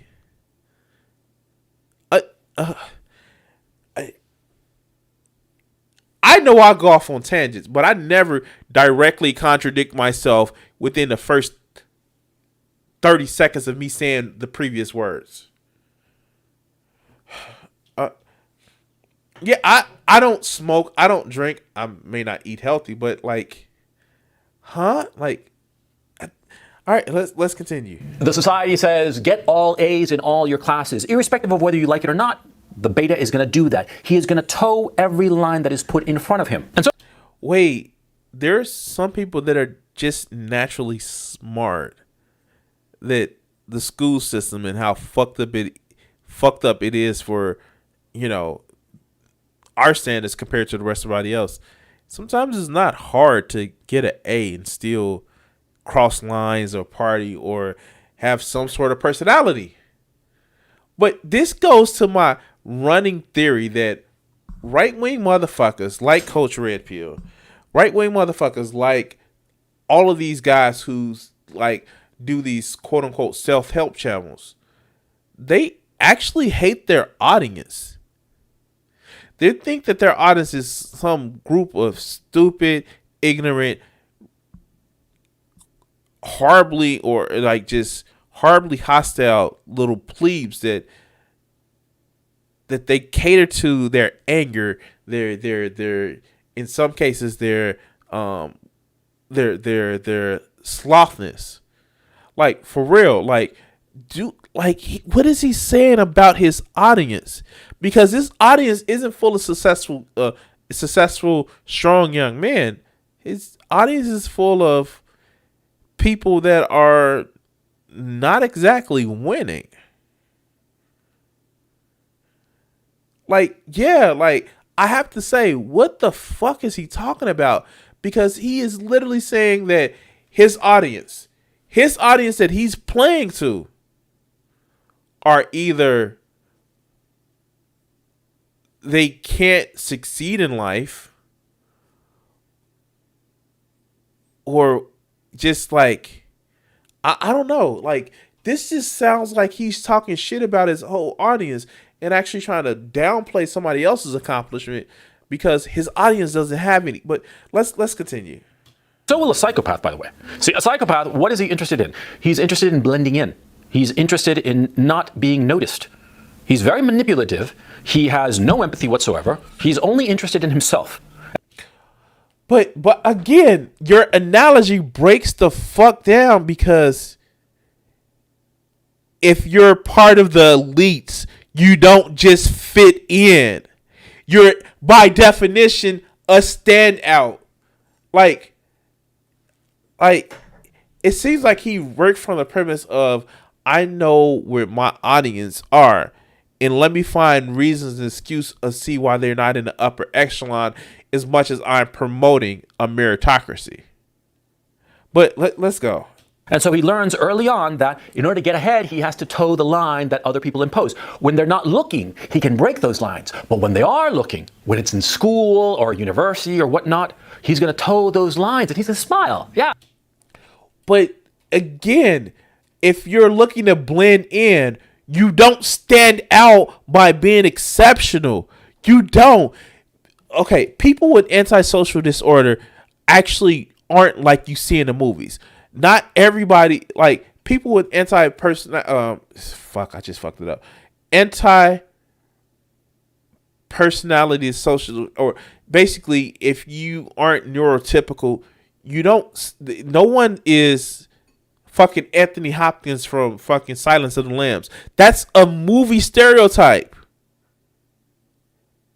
You're like literally, that's not the thing, man. And it just shows your fucking ignorance of how people that may be neurodivergent aren't like you see in the fucking movies. But let's continue. He's going to smile and say, see, I'm towing the line just like you want me to. And then when it's dark or when their backs are turned, that's when the psychopath is going to break all the lines and do all kinds of crazy stuff, right? Because that's the way of psychopaths. But what about those people who are really capable? Those people who have a moral vision, those people who are very capable, very intelligent, very hardworking, very driven. Well, those people, they tend to break lines by definition because they push those lines to see. And see, here's the fucking rub. And like, we were just talking about this in the motherfucking, the last video about just some guy. This whole playing to that, oh no, you're good, you're strong, you actually have, you're actually a moral person, and you like, and it's not even that they're being called to action. Like, that's the one thing that the Captain America Ta-Nehisi Coates thing is. Most of these motherfuckers aren't called to action. A lot of these people who find these fucking gurus online, they are literally just being called to, it's okay to be you. You don't have to change. You don't have to grow. You don't have to push yourself, because pushing yourself, well, that makes you active, and it makes you engage in activism. And you don't want to engage in activism. You just want to address every fucking problem that you have wrong with yourself before you address any other problems outside. That's where the Captain American Red Skull analogy breaks down, because it's never really a call to action. It's a call to mind your own motherfucking business and be happy with who you are right now, because it's no fucking reason for you to change. Just perceive the change. Like, oh no, the only change is like, yeah, no, you're great the way you are. But let's continue. Where they can break. And sometimes those lines get broken and it's the one chance and that's it. And that guy who was capable, smart, driven, moral, a man of integrity, well, he broke some line when he was a kid, when he was like in high school or college. We found it. We found exactly what this is about. All right, so here. All right, so just give you guys a heads up and shit like this. Wow, this is just really about him. And this is another example of how Coach Red Pill uses these videos to like talk through his psychological problems. So, if you don't know, Gonzalo Laura had been accused when he was in college of actually assaulting another student. So much so where they asked him to leave college for a year. Now, the investigation didn't come up with any charges, but so much so that like they said, nah, you're gone for a year. And you actually see this. And you see how the way he wormed this shit in, weaseled this shit in to say like, oh, maybe they made a mistake when they were younger. And it's ironic that this shit is mirroring his own story, because, you know, when he was younger, he was accused of actually hurting somebody and or doing something that he shouldn't have done. And look, he can't be an elite. Like this is what this video is really about. Him whining and crying that now he can't be considered elite because of some mistake in his past. And that's why he shits on people like he does. Like I remember we actually did a video on my channel, and I forget exactly what's the title of it, where he literally says that if you're a tattoo, you're using it to get a personality. Yeah, of course. This is just literally turned out. Like, if you let somebody stupid enough talk for long enough, you actually see what their fucking motives are. And this is a glaring example of his motives. And, you know, he's not stupid enough to bring up his past in this, is he? He's not, right? He's not. Please tell me he's not.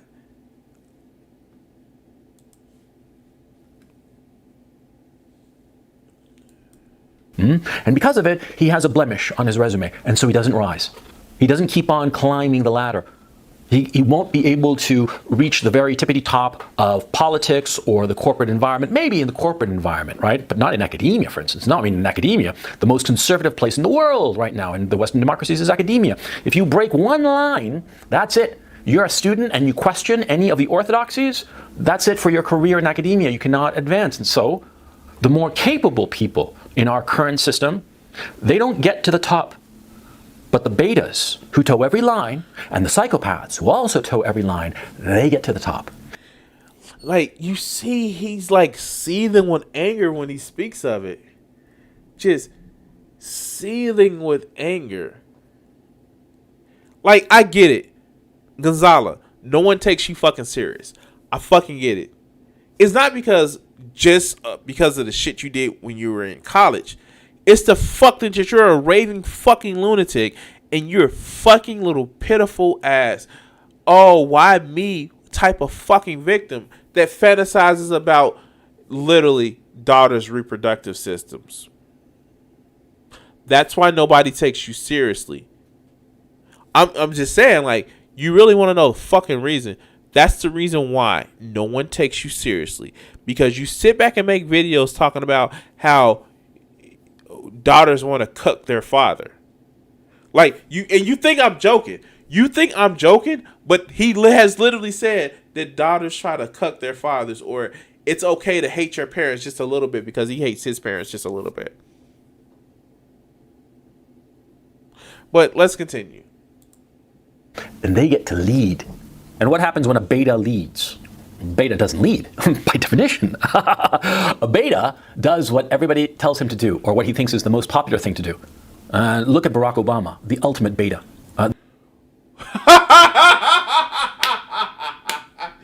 Oh, shit. All right. So, as you may know, I do have criticism for Barack Obama. And some of it is because he actually was too kind to the Republicans. I'm not going to shit and not going to say, oh, it's not because of that. Like, no, I do. And he had the mistaken belief that he can win out support from the Republicans. That was a false belief because the Republicans just showed him, no, I'm going to kick you in your balls and like a lot of other good shit. And what worries me is this. He said something that was very fucking damaging and very fucking stupid. When you're a public official, when you're elected to do a fucking job, you're not our rulers, you're our employees. So any representative that doesn't listen to the will of the people, the true will of the people, not fucking Fox News or Republicans who want to shame you into being weak, but any elected official that think that you're our rulers, you're not. You're our fucking employees. So yeah, I have a criticism for Obama because of that, but I don't think his criticism is going to be that detailed. Let's hear. Let's hear. That guy is beta to the max, beta cubed, beta to infinity and beyond, for crying. And yet he was president, and you're whining about the fact that you had a discretion in your your college years, and you have to go to Poland to actually seem important. But let's continue. Out loud. That guy did exactly what was asked of him at every step of the way, and he never broke any line. He never struck out on his own. Wait. As been pointed out by a thing in the chat, like he was the first black president that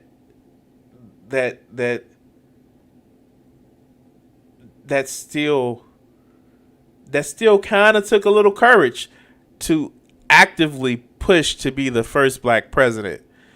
And again, my criticisms are he tried to work too well with the Republicans, but it still takes courage to be the president and actually try to fucking be the leader and actually address a lot of things. Wow, we're oh God, it's making my brain hurt. Let's continue. He had no moral vision whatsoever. He claimed that he did. He claimed that it was all about hope and change, but was there any real change?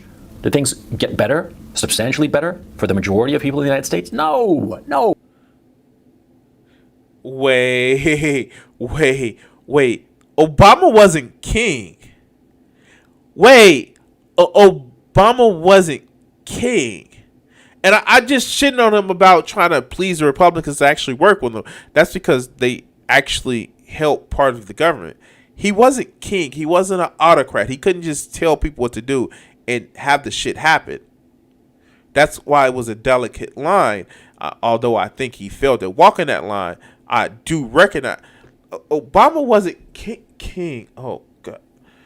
Oh God. Let's go. Oh, the guy was a beta, and perhaps even a psychopath. The issue of whether Obama is a mere beta or a...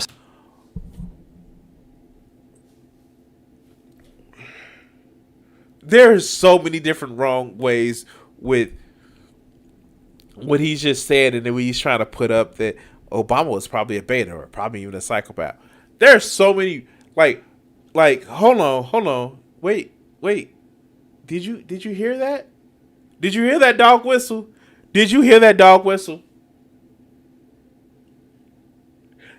Wow, shit. Okay, let's go. Psychopath, well, that remains to be seen. But there are other people in positions of leadership in the Western democracies that are very clearly psychopaths. I mean, look at, what's his name, Cuomo. Donald Trump. Oh, we didn't say the same person. Running New York State. That guy's a stone cold psychopath. There's no other. Okay, again, this is a rare point of agreement where, yeah, Cuomo, yeah, he does have some antisocial. He does have some antisocial tendencies, and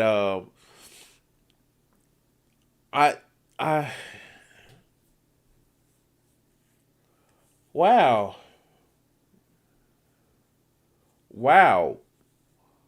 But you know the reason why a lot of people compared Cuomo or praised Cuomo at the time, not because he was a direct,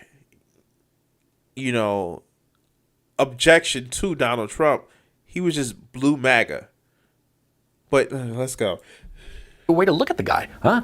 And the policies that he has implemented, the things that he has done, the way that he, for all intents and purposes, killed off a bunch of elderly people in nursing homes, for crying out loud, insofar as how he handled the COVID-19 disaster. And then later he went and wrote a book.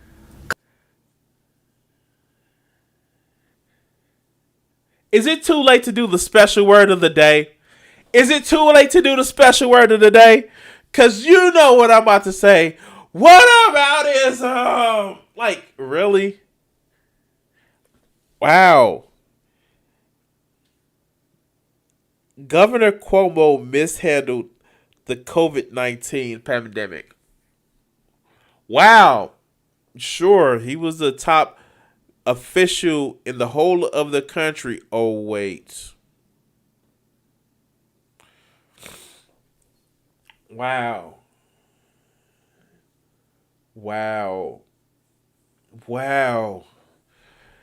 Let's go. Claiming that he had done such a great job. And he's so fucking proud of himself. Look at him. He's so proud of himself. Like, I nailed it. I nailed it. Well, let's come on. If that's not the behavior of a psychopath, I don't know what is. But that's just looking at specific cases.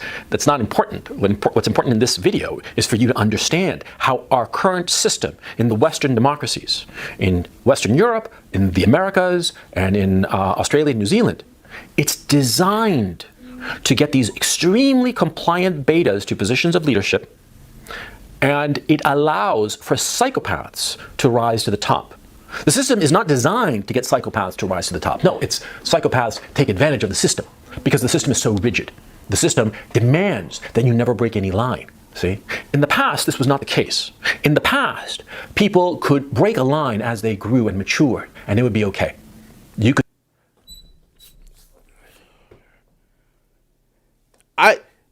He covered a governor. He covered the former president. Well, a former president, because we have a new one now, a new former president.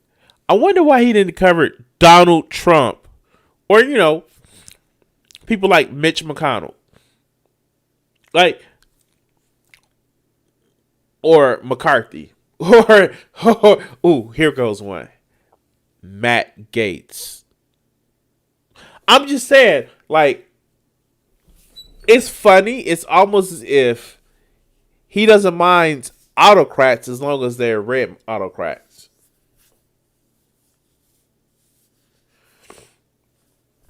Wow. Shit. Let's wrap this up. Could be foolish and do silly things when you were young, as all young people do by definition, because they're learning. But if those people did something foolish when they were young, it would not eliminate their possibility of rising to positions of leadership. But over the last 30 years, that's what's happened in the West. The system, the meritocratic system that we have created, has calcified, and it no longer looks at people and judges them with any kind of flexibility. It's all rigid judgment. All right. No. We're going to stop this here. All right, Gonzala, let's be honest. You're just pissed because your past is always around you. Now, I'm somebody who literally thinks that you can actually change. But you don't seem to be somebody who's changing because you're still prone on this same bullshit that women are just useful sex toys for you, or that, I don't get why you don't see why people don't take you serious. I know why people don't fucking like me, and I'm a fraction of your YouTube size, but I'm actually close enough to the ground to actually see why people don't like me. I say shit that pisses them off with facts and logic and reason and all that other good shit, and they're little piss babies.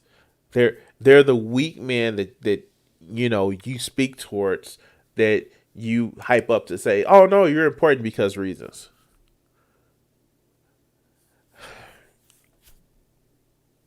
I don't know what else to say, man. It's just I feel sorry for you because you're so stuck on behaviors that you committed 30 years ago. Ironically, he keeps bringing up the 30-year thing because that's when he was kicked out of university from, improprieties. But anyway, guys, if you want to spend more time shitting on people like this, like Coach Red Pill, please hit that follow button or that subscribe button. And if you're on YouTube, make sure you hit that notification bell because it lets you know when I go live or when I drop a video. Please like, share, and subscribe. Follow.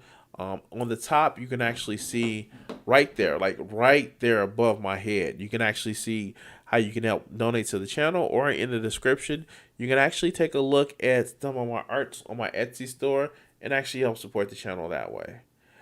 Anyway it goes, guys. Thank you for watching this video clip and see you on the next one. By the way, I go live every Monday, Wednesday, and Friday, 7:30 p.m. Central Standard Time. Come join us. You can actually join the cat and actually join the chat. I'm looking at chat. you can join the chat, and yeah, we can have a fun old time. Anyway, thank you for watching this clip, and see you on the next one. All right, guys.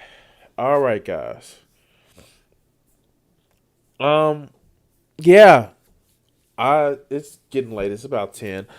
So I want to thank everybody who's sit back and watched tonight. I want to thank everybody who's actually helped support to the channel, as far as watching, as far as adding your commentary, as far as joining in the open chats. You guys have actually helped make this channel grow. Out of the last year and a half, we have seen this channel actually double in subscribers, and I want to thank everybody who's helped me along the way. I want to thank all of my mods in chat. Even though we didn't have to call upon you today, but I still want to thank you in chat for actually being, for actually help support the channel. I want to thank my Discord people. I am getting fucking tired right now, so I would actually cut this short. But like, yeah, guys, see you Wednesday at 7:30. I may be a little bit late because I have a building inspection that's gonna come through. But yeah, like, thank you guys for watching. I'm gonna try to release these clips. God, this is gonna take forever because I was just having too much fun in the early part of the stream. Anyway, guys, thank you guys for watching, and as we always do right now, take us out, Richard. What do you think that these executives are afraid you're going to do to white America? Probably stop some racism. Stop racism? Yeah. I'm probably afraid of that, because then people don't hate each other, and people start talking to each other, and then they start talking to each other, they find out who's the problem. Which is? Greedy people. Greedy people. I have a couple things I want to ask you there. Do you really think that some of the guys that you dealt with at NBC, no names, right? Because there's lawsuits for that too, that some of these guys really want to promote racism actively, or is it a subconscious? I just think it's part of capitalism, is to promote racism, you know, right? In order to make things work. If you feel better because you're white and you can get a job, you use that. I mean, you know, I would. Absolutely. Say, I'm sorry, Jack, but shit, they say I'm white. I'm going to use this. Right, absolutely. Get this job. I'm hungry, you know. But, and that separates people. So they keep people separated, and that keeps them from thinking about the real problem. That's as simple as I see it. Probably it's not that simple, but. Now, all right, you and I are about the same age, right? We're in our mid-30s. How long is it going to take before guys who think like you, and I say guys who think like me, people who don't want to have racism in the country, people who don't want to be oppressing any minority, whatever it is, sexual, whatever minority, really get into positions of power and can change things? You can't get in a position of power, it seems, if you think like that. It seems that the only time you get in a position of power is if you're like the people that are in power. To me, I mean, that's the way it goes. I mean, people that get to become executives become like the people that were already executives. I don't know, maybe. They go in with good intentions, but it eats them up. It's like a cesspool, you know. It just gets on you and it starts eating. The system levels them. Pretty soon it's all gone. Is that what a cesspool sounds like? Yes.